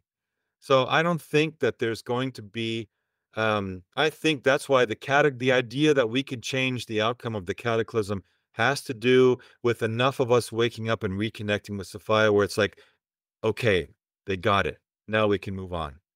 And until that happens, probably there will be other cataclysmic events, but let's hope there won't. Let's hope we do manifest and reach that moment of, critical mass, where all of us collectively, enough of us, reach the 100th monkey, and we actually pull it off this time, and we move into A11.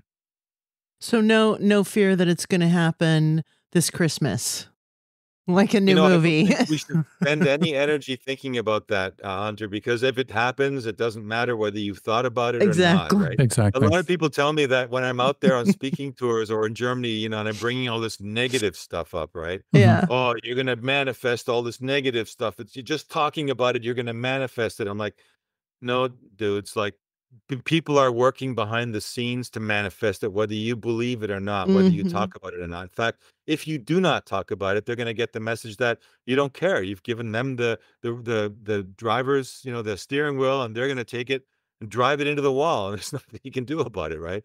So yeah, we have to be focusing and thinking about it, but it doesn't serve us to go into fear or think, when is it going to happen? Is it going to be in 3 months? I mean, I'm coming over to the States, right around after the elections to do a talk at Arlington Institute.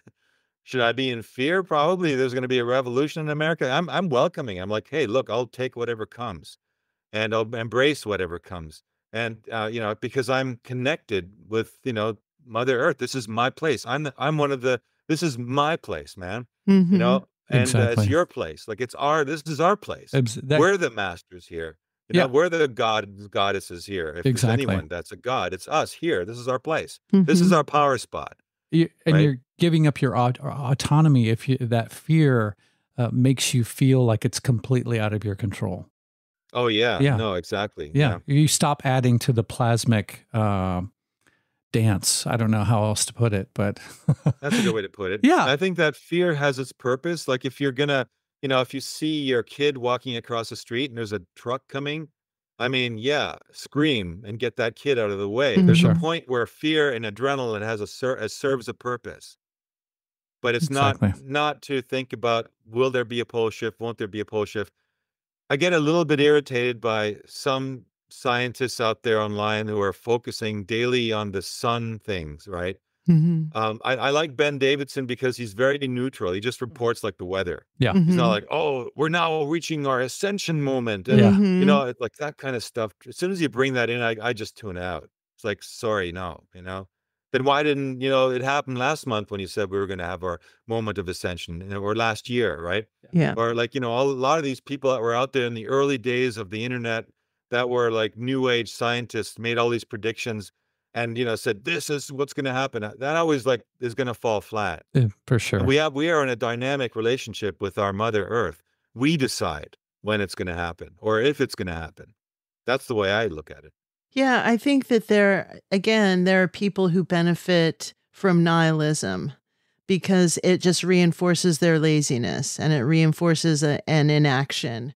And it sells movie tickets, maybe. And Oh, there's yeah. something that feeds into that parasitic mindset of like, there's no reason to try, there's no reason to be healthy, there's no reason to do anything because the world sucks and it's going to end. And Yes. so Thank you for saying that. You're so right. there's many people who have monetized that reality. And I think the counterbalance to that is wonder and curiosity and a feeling of autonomy and power in your mind, because that's really where all of this stuff is being manifested. Exactly. Yeah. And we're not sinners. No, I think that again, there's a lot of power in controlling people's behavior based on religious doctrine, and so there've been people who have benefited for generations from that. But when you kind of peel that layer back and you look at the mysticism behind some of these religious doctrines and paganism and folklore and mythology, you see that there's such an entrenched relationship with nature and Yes. an entrenched understanding and respect for nature that's really where we are born and where we need to spend all of our energy. Well, it's true, and that's one of the things that I glean from. I was reading, like, and I highly recommend. I have nothing to gain from this, by the way, but I read. Are you able to see it the right side Not around, or is it? in. Not Oh, in, that's weird. not in That's image. Oh, not in his image. yeah, Not yeah, in yeah. Is his it image. reverse? Is it mirror reverse? No, I It's could, just the resolution. yeah, Yeah, but There you in go, the right? final product, you'll be able to see it. Yeah. Not in. Yeah. not in his You know, image. you find out basically that it was the pagans that carried forward the ancient Gnostics. So we're talking, like, think about 6,000 years back, right? I mean, it's hard to even imagine 100 years, right? But multiply Mhm. that by 60. Those people brought that information about Mother Earth, about Sophia, to all through Europe, and they brought it into, and it formed into the pagan religions, Mm-hmm. which are nothing other than people living in harmony with the cycles of the planet. And what happened is when the what I was saying earlier is when Saul and Paul happened, and the Romans came in to terrorize the Hebrews and the Jews and drove them out. But what's interesting is that when the Judeo-Christianity began to take form, the Romans adopted it. Mm-hmm. So then they took that as a club, now they had their savior ideology, redemption, salvation, apocalypse, punishment, right? And they Mm-hmm. took that club all through Europe, and they clubbed all those pagan religions, and they made it even illegal to Mm-hmm. practice paganism. And this book opens with a tragic story about Hypatia, and Hypatia being an example of a woman who was, it's called the murder of Hypatia, Mm. and it's just such a tragic. It's a true story, and it's been documented in multiple places. So it's not just a myth, or I mean, the myth and as a fabrication. It's actually a story of what happened to this wise, scholarly example of a pagan woman, and she was literally, they murdered her. The Mm. Christians, a mob came together, and they just tore her apart, literally physically, in the most brutal way, right? And that represents the way the Roman Catholic went forward into the world and literally tore apart that pagan earth understanding. So we stand now and we look at Stonehenge and go, wow, what's that? Who built that? Right? Aliens must have built it, right? No, we're forgetting that the genius of the human anthropos has existed for way, way longer, maybe even millions of years. Mm-hmm. But because it was robbed, we were robbed of that information when they burned down those famous libraries and other places. We lost that continuity, that connection to that history of us. And the pagans carried a little bit of those stories, and that's why you can see remnants of, like, the only way in the German paganism, you had Astara, that's Sophia, right? Mm-hmm. That's the only remnant that survived of that mythology. The rest was, crushed and pushed aside and became superstitions and blended with others. And then we had Christmas trees and ornaments, and Mm-hmm. and then we had Easter, and we don't know what those things mean anymore. But they, at one point in human civilization, they had a very profound meaning that was connected very much with our connection to the earth. And it's so interesting because what you're talking about is a fear of the feminine, a fear of Sophia.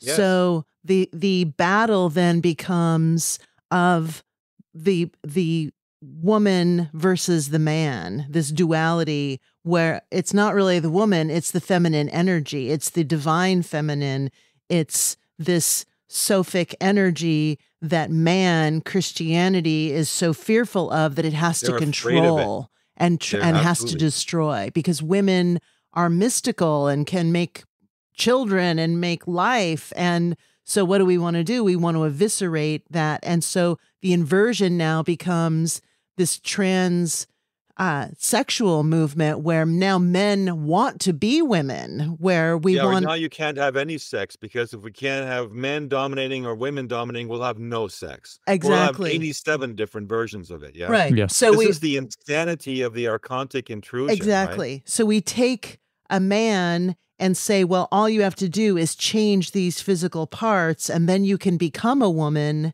And it becomes a total bastardization of what the divine feminine actually is, or what a woman is. It's like, oh, well, a woman is breasts, a woman is a vagina, and the costume that she wears, it has nothing to do with the essence or the soul of that energy. So it's the same thing we do to the earth. We destroy the earth because man wants to take over.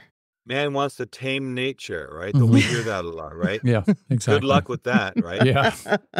That's not going to come and bite you in the ass later on. Well, we're all guilty. I'm guilty. I've treated women like crap at times in my Sure. life, and I have to admit it, right? And I'm working on it, but I always had an inherent feeling that that the feminine principle needed to be supported.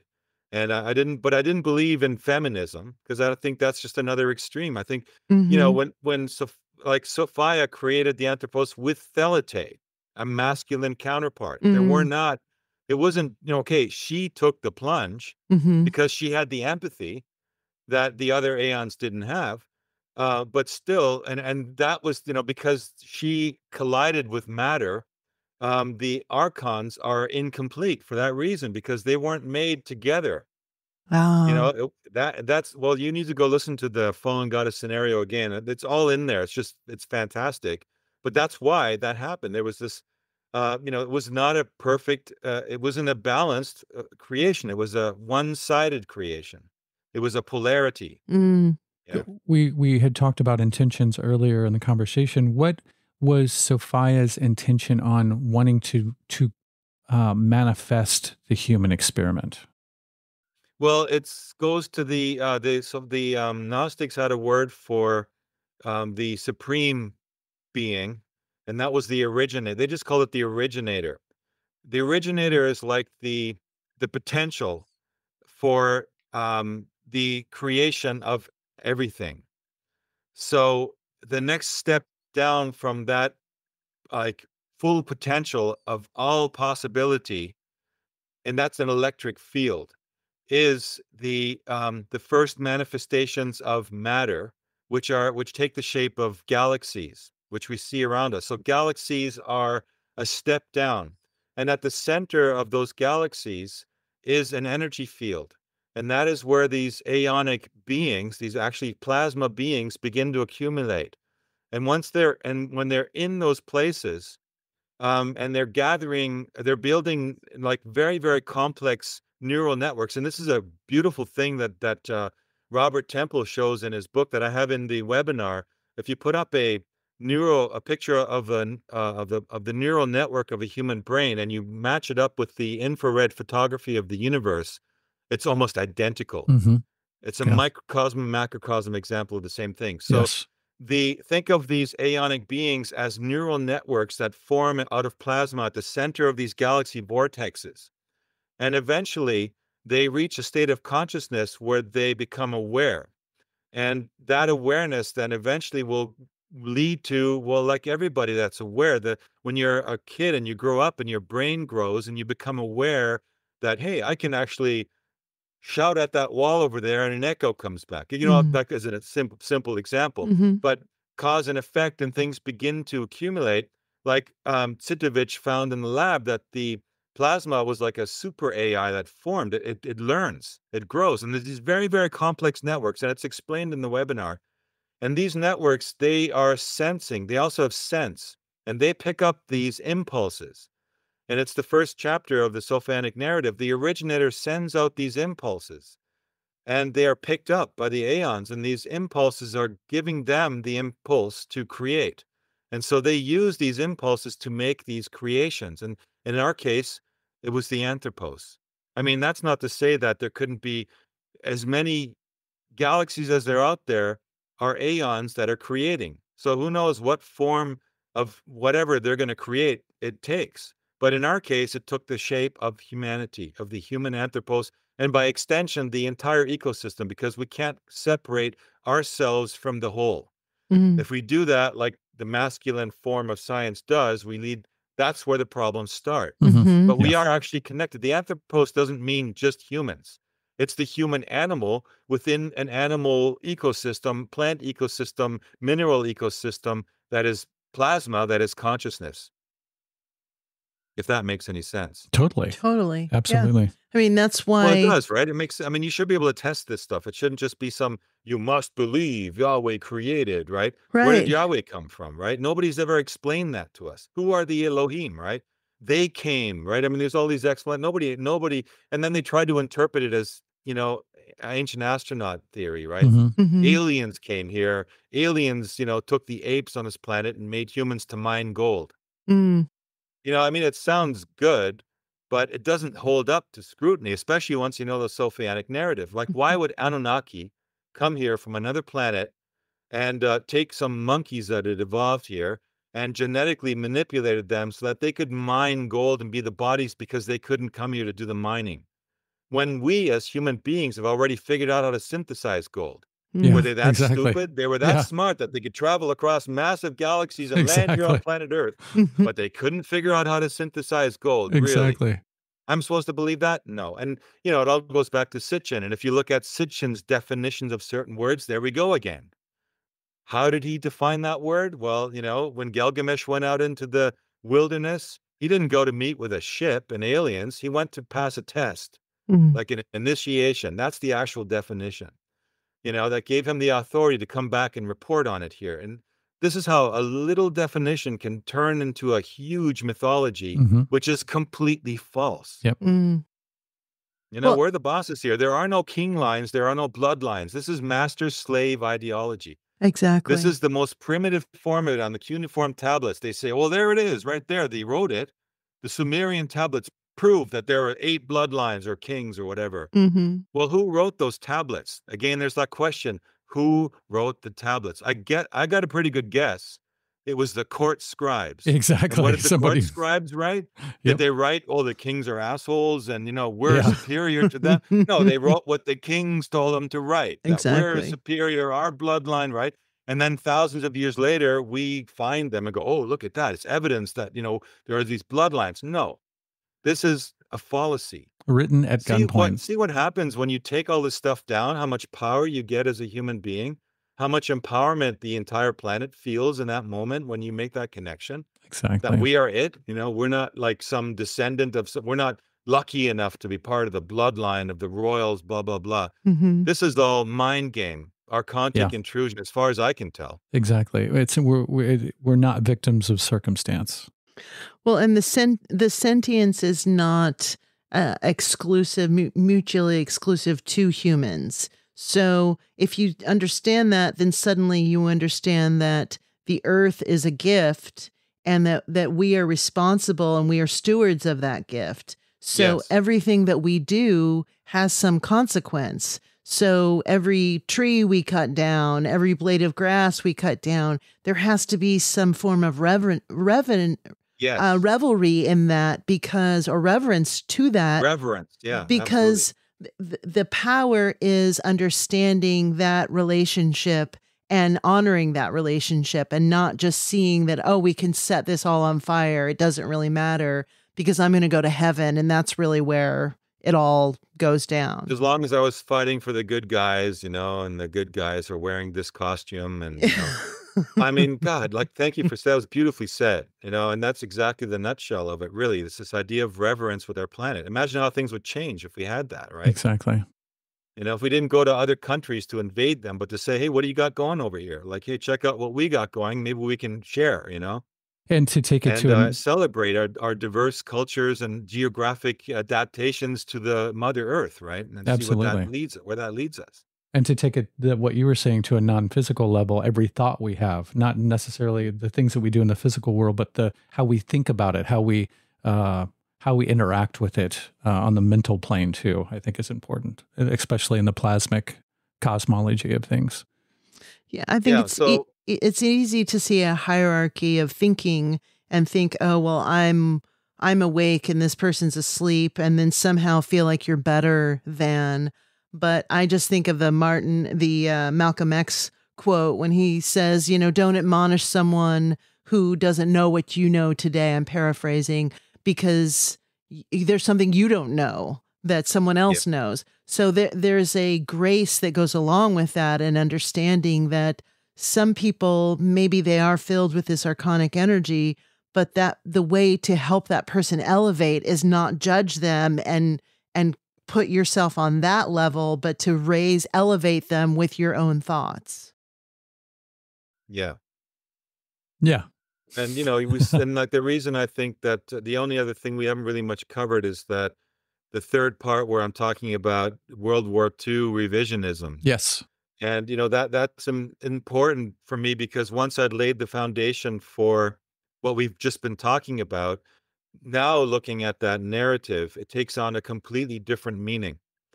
And you can begin to see, and in the case of the material that I uncovered and I present in the German white paper, it shows you that there was already this archontic, influence going on behind the scenes way before the first shot was ever fired.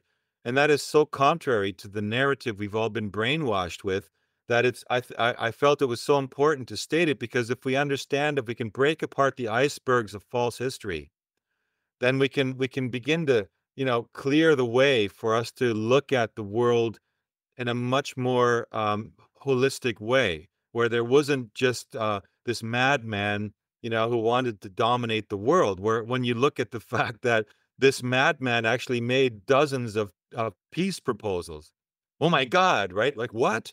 I never heard that, right? Or that the other so-called hero, that the guy with the belly and that looks like Hitchcock, um, you know, it's it's crazy because right when I had finished, the day that I finished the third part, I got a message from a good friend of mine. He says, "Look at this," and I clicked on it. I don't have much time, but he's the kind of person when he tells me to look at something, I always tend to look at it. Mhm. And what was it? It was a Tucker Carlson interview with Daryl Cooper about what? Well, about the World War II narrative being off, Mhm. and that the hero of that war, Winston Churchill, was in fact not a hero at all. In fact, Mhm. he was an alcoholic, psychopathic narcissist whose actions and refusals, then it's suddenly you realize, oh my God, like what I tried to do in the webinar part 3 is to show you all the different perspectives. Mhm. Like you heard all these weird things like the yellow star stuff, right? And like I can prove to you, and I do prove to you where that yellow star concept even originated, right? Because it was always told, and it was the first thing they reached to when the mRNA lockdowns began happening and people began to voice opposition. What did they say? Oh, it's like the yellow star, right? We're being branded. Well, what if you to find out that one of their own people suggested the yellow star, and that is in fact the truth, right? Well, that's weird. How does that make any sense? Well, it doesn't make any sense, really, if you look at the narrative that's official. But Mhm. it does make sense if you understand a little backstory about something called a boycott that happened in Germany to try and starve them into submission, right? And then that led to the aggression that came as a result that led to the Second World War. And then you had this other weird anomalous thing that happened, which is another branch um, of Judaism, which was Zionism. And Zionism emerged, and then you found out that within Judaism there were two factions. There were the religious scholars, the Hebrew scholar Mhm. types that were they were peaceful. They just wanted to coexist. They still believed the narrative that they were the chosen and that when the apocalypse and the Mhm. Messiah comes, they'll be lifted off and blah, blah, blah, and inherit the earth. They still believe all that garbage, but they're peaceful and they know how to cohabitate with us. And yet there's this other faction within them, which is infected with the archontic, we need this, we are going to take this, it's ours. And they're both coexisting and they work against each other. So I always thought it was really strange when you read that Brenner book about, the fact that the Germans were working together with the Zionists, right? It doesn't make any sense. Mm. But if you know the whole story suddenly, you understand why it makes sense. And it all makes sense if you put that template over top of it. And this is one of the things that was so important for me to put in there because I do not want people to get caught up in the polarity of, oh, the Jews are bad and the Goy are victims. Well, it's not about that. It's about seeing the template that was put over top, and it just serves to keep us in chaos. The more chaos, the better for that group. Why? Well, because when the world goes into total chaos, what happens? Well, then the Messiah will come. Of Mhm. course. And then when the Messiah comes, then everything will be set and then everyone will get their slaves assigned to them. They'll live in the golden age, right?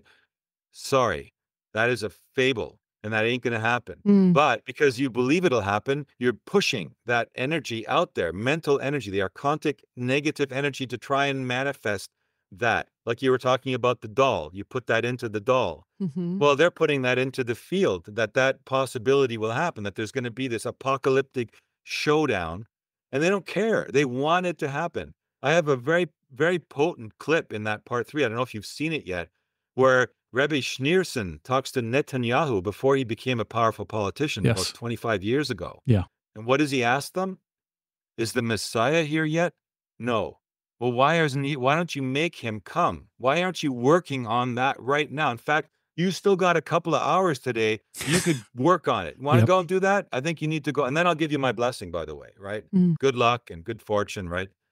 This is that twisted mentality that this is how it survived into the modern times, right? Where you see Reagan in front of a whole group of people. He's fallen into the Noidism, right? Mhm. Noidism is something I talk about in part 3 as well. What is Noidism? It's the Noetic laws, right? Where even the non-Jews can become, they can get a higher status, not as high as us, of course, but still they can be our upper level slaves when, Mm. when the Messiah comes.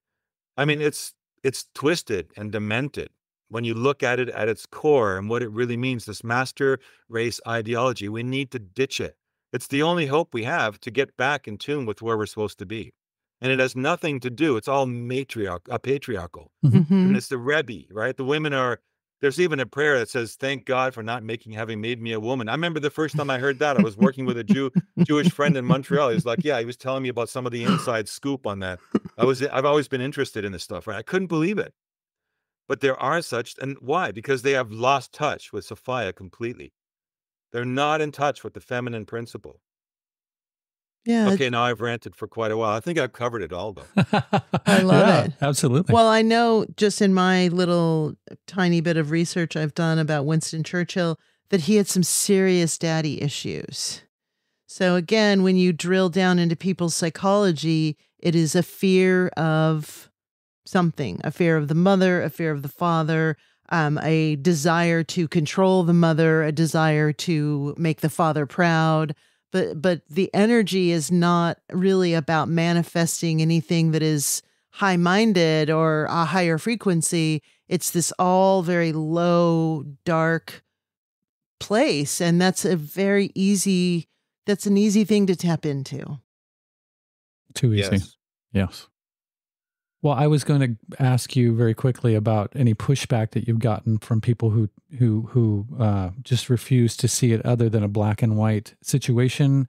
But I mean, do we need to give that airtime unless you want to address it? I haven't actually gotten any. Oh, good. I Fantastic. must say, I've gotten, in fact, quite the opposite. Fantastic. And I look at it as a way to open the door to discussion. That's Yes. it, Yeah. and nothing else. And I don't, and I hope I always hope if I hope anything, it's that I was able to present the material in the best way possible Mhm. to make sure that happens. That's the direction it goes in, and not toward the direction of of extreme polarity. Yeah. That's the vibe Now that I there is got. a time when um, we have to confront these demons, they've become demons. Mm-hmm. But that doesn't have to be limited to one particular racial group or religious ideology. I think if we shake all of it, we will get together as humanity and we will slay those, demons together, and we will move past religious ideologies, and we will see them as mind control operations, malware that was maybe it served a purpose for a while. Mm-hmm. Let's give it that. Let's say that for a while it brought, humans into the idea of morality, although maybe they didn't, to say they didn't have it is kind of, but I don't really believe this, but a lot of people that are having problems will have problems with this. You could probably lean on that and say, well, religious helped to foster morality and higher ethics, but ultimately, yeah, okay, good. Now you got it, you can ditch it, right? You don't need to keep the frame alive, right? It's Exactly. change the channel. Yeah. Got that, been there, done that, Mm-hmm. but it's limited, Mhm.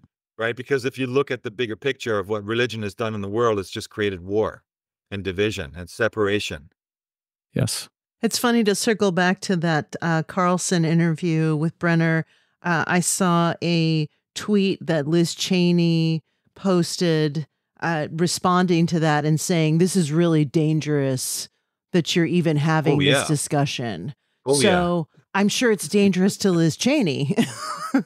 Yes, it is dangerous to them. It's dangerous because you got to realize the entire narrative of the world we're living in right now is built on the post-World War II script that was For written sure. back then. Yes. And along come these people and say, no, that's just absolute fabrication. And they have a voice to millions of people. They Mhm. could, I mean, we have yet to determine whether Daryl Cooper was a poison pill for that, movement, or he was just controlled opposition, limited hangout. sensing that there's a movement out there of people who are feeling what I'm feeling. Maybe I'm just the only one that's voicing it, but there could be millions of people feeling what I'm saying. In fact, I get that in some of the messages. They're saying like, I knew this and what you're saying totally resonates, right? Mm-hmm. That's how it should be. And the fact is, we have yet to see if that was just a limited hangout to satisfy the appetite of those people who feel there's something wrong with that narrative. And enough people have come across the documents that prove that that narrative is fiction, that they have to put something out there to keep the people sedated. Oh, Yeah. okay, there it is. All right. Yeah, he was bad. He was bad, right? And then it doesn't go any further. For me, it's only the beginning, right? When I saw that, I'm like, great, perfect, let's go. Next show with John Nolan, we talked right about that, but we didn't stop there. We took it further.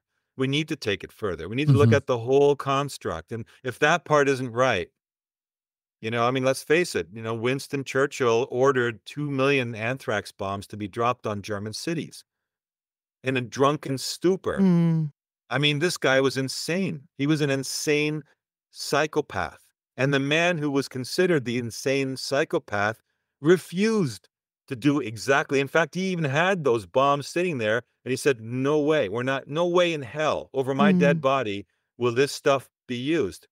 And if the narrative is true that he wanted to conquer the whole planet and he was a vicious beast of a devil, he could have dropped those anthrax bombs over the Russians and it would have wiped the floor with them. He would have gone into Russia and they would have cleaned up. The war would have been over by 1944 and Germany would now be all of Russia. Probably be a better place, by the way. But, they would have brought all that technology and know-how over there and they would have stopped living like, they were living. It was like some of the diaries you read. This is some of the verboten stuff that I came across. The diaries of the soldiers that moved into Operation Barbarossa as they were moving eastward, they were encountering what is like, they were so shocked that you can't even call it civilization. The way that people were living there as a result of the oppression of the communists, of the Bolsheviks, they were living like animals, literally one step above animals. And, cannibalistic, I mean, just shocking, right? What was going on there that we never hear about. And the Germans would have brought all that. I mean, the Ukrainians welcomed them. Part of the narrative we don't want to hear. But, and they don't tell us why there's those Nazis left in Ukraine now. They just say, oh, isn't it weird that there's these Nazis that are fighting with the Ukrainians against the bad Russians? How does that fit into the picture? Well, they don't tell you how it fits into the picture because they can't tell you how it fits into the picture because that would destroy the picture frame that they've created, right? It would start all sorts of questions. Wait a minute, that's really? They actually came into Ukraine, the Ukrainians welcomed them? One of the things I show in the webinars that, I don't know if you recall that picture, right? Of that woman crying, right? You've probably seen that, right? Yeah. I've seen it 100 times. In fact, I tried to search, as I was doing searches for more sources of that picture, I came across thousands of that same picture. It wasn't until somewhere search result page 300 that I came across the original picture.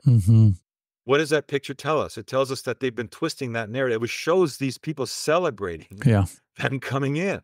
So, whoa, wait a minute. I just got that in my Quora feed. It said that Germans are invading and they're crying because the brutal Germans have invaded their. Guess what? It's completely opposite. That's true. So you begin to, he's very nervous and all those people are very nervous. And people say that Tucker Carlson's controlled opposition and he may be the perfect guy to satisfy to whet the appetite of those who are looking to have some kind of truth come out about World War II. So they bring it on Tucker. What perfect way to do it with this guy. He tells the story. Everyone gets into a tizzy. All the right newspapers launch the attack, against this guy. How dare he, right? The Greta Thunbergs come out. And then it passes. Yeah. Yep. Everyone that's on the alternative media thinks, whoa, never bring that story out, dude. They're going to crush you. Yep. Right. And everyone, right, who heard a little bit of the truth that goes back to sleep goes, okay, now we know that wasn't quite right, that story. But, oh, well, what's on America's, Got Talent tonight? Like, It's interesting because you and Matt Esky are the only two people that I've heard talk about the white papers. So I think that there are people like you who are really trying to elevate this information, but they don't necessarily have the platform or the resources in order to make a film. But I think that there is this curiosity that we just know what resonates as truth and what resonates as propaganda. And that's Yes. the thing that we have to get back into, is Right. that connection. Yeah, we have to take our power back, Hunter. Simple as Amen. that, right? I mean, we've been so manipulated with NLP, even the word propaganda. You know, the Germans used that. They had a Ministry of Propaganda, and everyone likes to tease them about that. But you know what? They were honest about it. They used, Exactly. first of all, the word propaganda meant something totally different than we identify with. Mhm. But they were just truthful about what it is. It's propaganda. Yep. And they use propaganda. If they want to move the masses to do something, you have to simplify the message. What is that? That's the basic core of Bernard Bay's advertising model. Totally. And they knew it. They in fact, they used his material to, and they didn't use it for nefarious purposes like everyone will then twist. They actually used it to put the country back on its feet. And you know what? It worked, because Germany did get back. You got to ask yourself, wait a minute, why did Germany get back on its feet? It was cut off from resources. It didn't have its own oil supplies. It was mineral weak. It had been deprived of about a third of its lands, the most fertile lands where they could grow their own crops. It was, but still it rose to to not just better average than the other countries in Europe. It rose to the cultural and technological high point on the planet. Let that one sicker in for a second. How could that be if there was this evil guy who was using propaganda to manipulate the masses into being idiots, right? No. And, sure, it got out of hand. And once the war started, like, let's face it, then all bets are off. Once it gets messy, and then all the little narcissists in the army and the generals that are hating Hitler anyway, they all rise up and it becomes this chaos, right? Yeah. That's exactly what the archons want. They love chaos. Why? Because they want to destroy the earth. And then, of course, there's the chosen people narrative. Then that brings the Messiah. You can, once you see it, once you what's the word in German? Kapieren. Also, it means once you check it, once you see the template and you lay it over top, you're no longer fooled by the propaganda that's coming from all sides, be it American, Russian, German, Chinese, whatever. You begin to look for it and you see it. Tanya Maidenford and I start watching films now. When we watch films, you can see the meme of the evil Germans is in virtually every film that you watch these days. You've probably seen it. Start Sure. looking, you start noticing it. Yep. Even if it's just some sideline in a comedy, right? Mhm.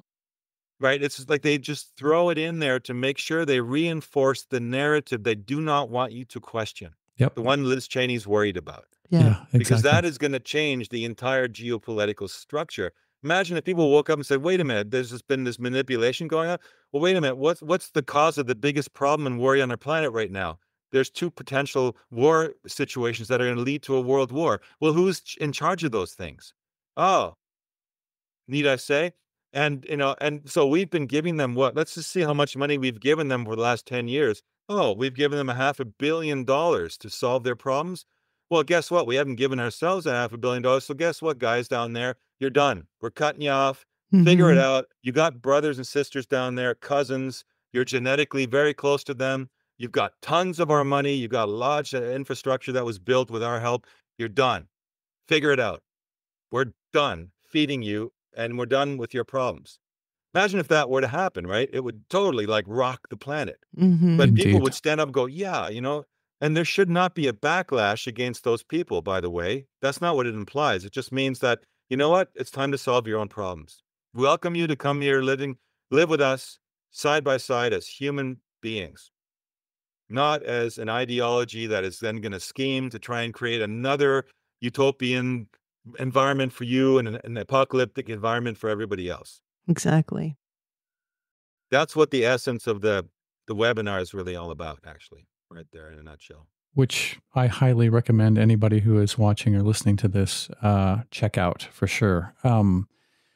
Frank, once again, you've done incredible work, and thank you for having the courage and the wherewithal to approach these subjects that are, many people wouldn't touch because of the potential controversy surrounding them, but you did it with grace, and I found it very informative. There was a lot of stuff in there that I didn't know, a lot of stuff I did, but it broadened my picture of everything that was covered, and I highly recommend it. Where can people who are watching or listening find you and your work online? Well, thank you. I guess the easiest way, if you see my name on screen, just .com, Hmm. and then you'll get to my page. And at the top of that menu item is something called CyberHive. .tv, and that's the other URL. If you wanted to take the webinar, you would go to cyberhive.tv, which is where I have all these. I'm out more like thinking them in terms of masterclass these days Yeah, than no just shit. webinars, because they're getting broader, and like this one is like 7.5 hours or something. And so it's like a real course. It's a real course in all of these elements. And so cyberhive.tv for that. But if you can't remember that or spell it right, just go to frankjacob.com, and you will get the connections also there to our films. Screen Addiction is the company, our production company for making motion picture documentary films. We have those out there like Packing for Mars, Solar Revolution, Klaus Chronicles. We're just consciousness archaeologists. We're trying to figure out, signs of life, that are out there. Successfully, I might add. Yeah, fantastic work. Thank you Thank so you. much, Frank, for being generous with your time and chatting with us. Again, it was a pleasure, lovely conversation, and we really appreciate you and what you do. Yes, always a joy to see you. We send you and Tanya many blessings. Absolutely. And if you could Well, just thank you. leave your browser window open until everything is finished uploading, that would be fantastic. Will do. Will Cool. do. Yeah. Well, Yeah. much love to you, brother. Thank you so much. Same to you, brother and sister. Let's do it again. Let's do it Absolutely. again. Yeah. Don't let too much time go by. We'll keep the Yes. dialogue going. Yes, I agree. definitely. All right. Fare thee well. Have a good rest of your evening, and I will be in touch. Great. Bye. Ta-ta. Bye. Hello, my dear. Hi. That was awesome as It was usual. fantastic. Yeah, I love Frank. He's got fantastic energy. I do too. And it's been a while since we've done a show, so it's nice to get back into the groove. And what a great way to jump back into it. He was so interesting. And again, these interviews that we're doing with people who are doing such deep research just reminds me of how history has been so deeply manipulated. Absolutely.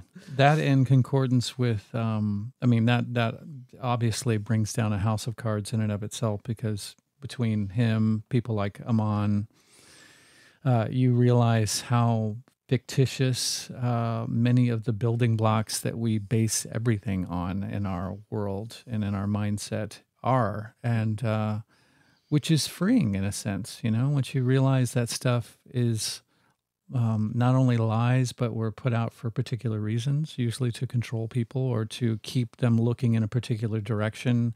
You understand that not only is that not the case, but things are much more expansive and open and up for grabs than we had previously imagined before. And I like that plasmic aspect of the webinar too, where he goes into with Bruce Lipton about how our thoughts are the culture medium that reality is based on. And I mean, I know that, but it's always good to hear somebody else put it in a slightly different way to kind of put together a complete picture of that whole dynamic and how important it is.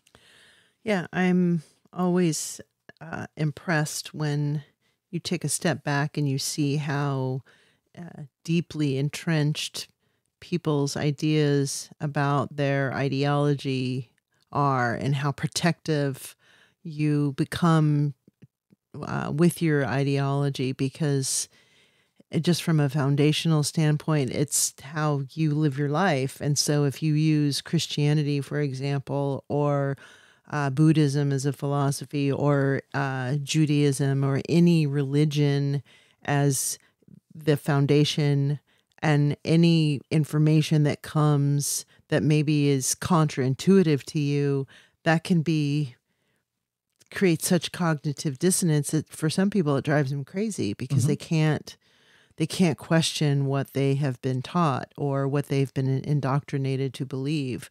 So I think what I love these little cards that we have. What I look down at is what I really admire about you is, and I was thinking about this. What I've said to you often is I admire your curiosity and the fact that you are constantly pushing outside of the confines of any system or context of belief that you were raised with. And I think I have benefited from people in my life that did that as well. And one thing that I noticed when I was a kid is that my mother was a lot more fluid in her acceptance of other ways of thinking and believing. And, what Erickson says is that as you get older, you you get closer to religion, or you get closer to some form of spirituality because you're closer to death. And so there's a feeling of needing to, double down on your belief system just in case. And so a lot of that stuff, in my family came down to Christianity and being very devoted to Jesus Christ and being very devoted to religious beliefs, even though the behavior was inconsistent. And I have always found that very curious that you can say that you believe in Jesus, but you don't live a very Christian life. Oh, And the form of Christianity that now we can look at and say, well, maybe you were living a Christian life isn't necessarily a life of peace and love. It's really a life of control. for sure. And thank you for that compliment. I could say the exact same thing about you. When I experience cognitive dissonance, I tend to want to get closer to that and look at why I feel that, because why I might feel that, because there's something there. There's something there. If something skews what you've thought before, I don't react and want to run away from that. I want to focus in on it more and figure out try and poke holes in why that is. I'm reacting to that particular thing in that way. And there was something else that I was going to say, and I don't remember what it was.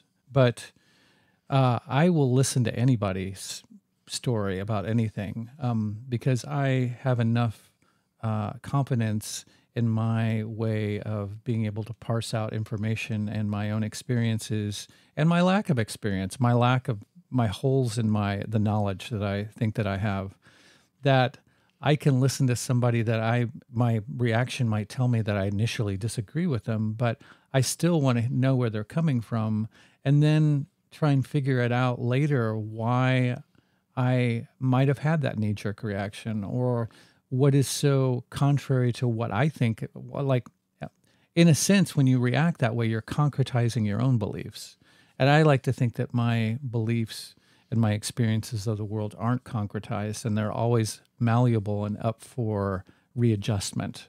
So if something makes me react that way, then it's like, whoa, that's weird. Why would I think that my state of being or state of mind is so set that I can't allow that information to come in without reacting that way or without contracting? So I'm pulled towards that. I like that.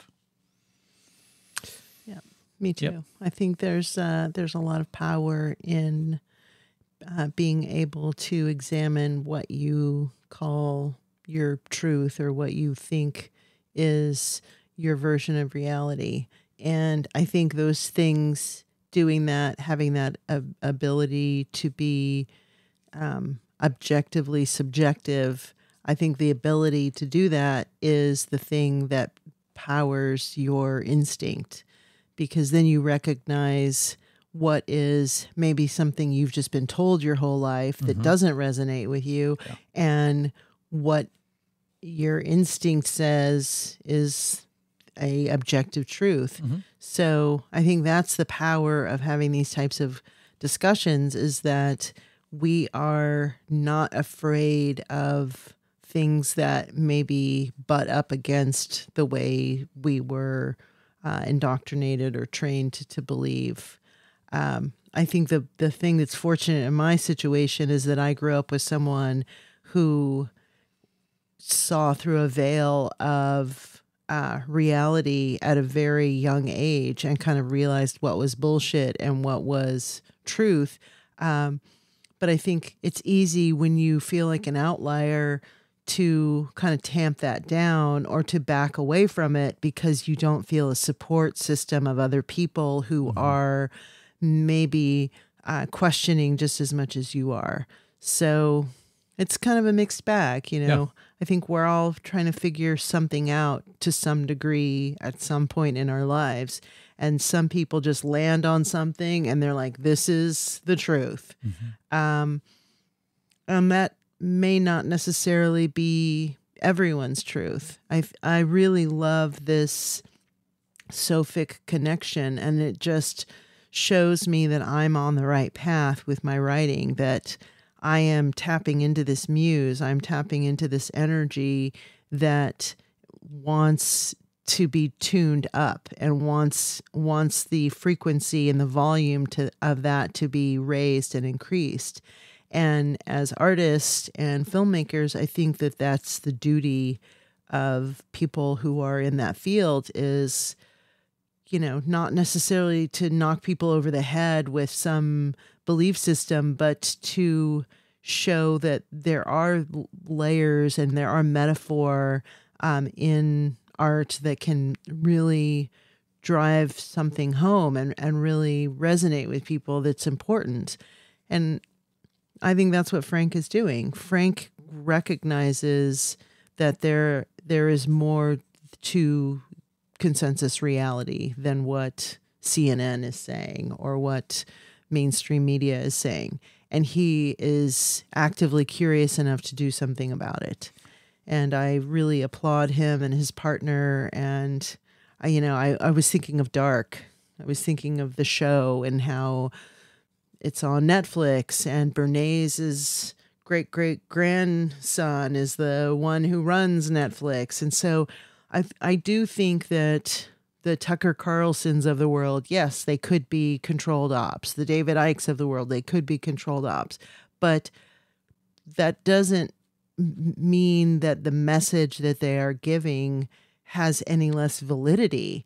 And yes, maybe it's being used to placate a certain segment of the population, but just like the internet, just like the lockdown, you can't control how people respond to a certain degree of freedom. And so this stuff can be thrown out and it resonates so deeply with someone that then they do take that tributary and decide to do more research about it. And new shit comes to light.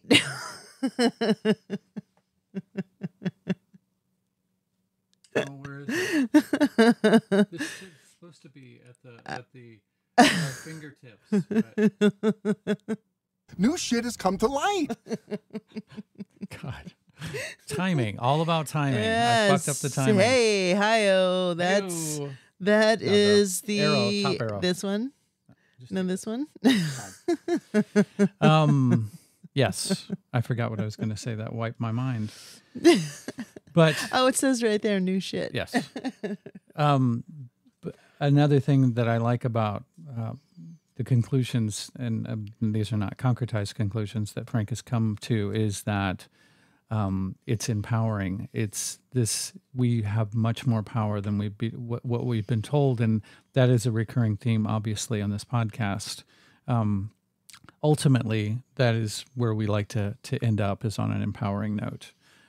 Some people would bring up this information and stop there with their jaws agape and going, shrugging, going, well, what the fuck can we do about it? But it's people like Frank who put it into a context that helps to remind us that there is plenty we could do about it. And I really, really like that. I really resonate with that. My parents weren't as outgoing as your mother was, but their superpower was that they allowed me to explore pretty much anything that I wanted to explore. And they would listen to any wild tangent that I got on. They sat through Terrence McKinnon videos that I tried to show them. God bless them, not knowing what the fuck to think. And I finally realized that, okay, this isn't for everybody. I might be jazzed about this stuff, but they aren't. But they are open-minded enough and non-judgmental enough to allow me to talk about it and whatever without really not knowing anything about what I was talking about. Well, and didn't your grandma listen to a Bob Marley album with you? No, my grandma had one of those turntables that was like a console, and there was like a radio in it, and a turntable, and a little place to store albums. And there was a Bob Marley album in there, Rastaman Vibration, and I have no fucking idea how it got there. I would love to know that story. How the fuck did my grandma get a Bob Marley album? But she did. Her and my step grandpa. We would go to Kmart, and they loved to buy me shit and spoil me and stuff like that. It's like, pick out an album.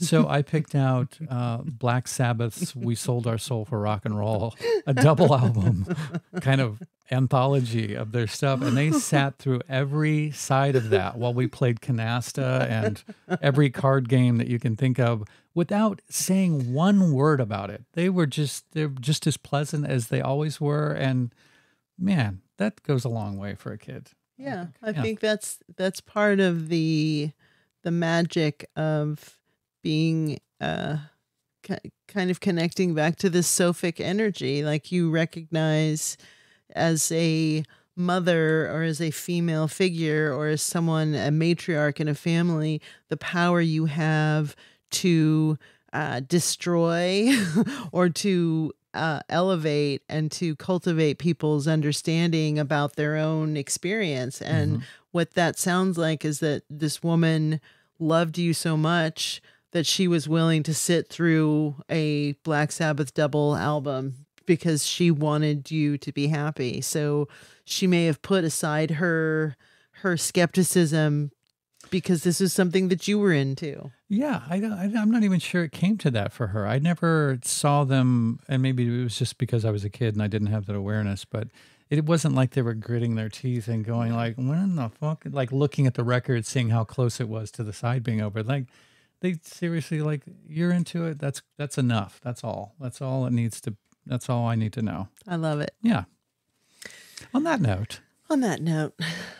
Thank you all, you lovely people, for joining us, whether you're watching or listening. It is greatly appreciated. Attention and where we focus and what we stimulate our minds and senses with is highly important. So it is not lost on us that you have taken a bit of your precious life and your precious attention to aim it in our direction. So we very much appreciate that.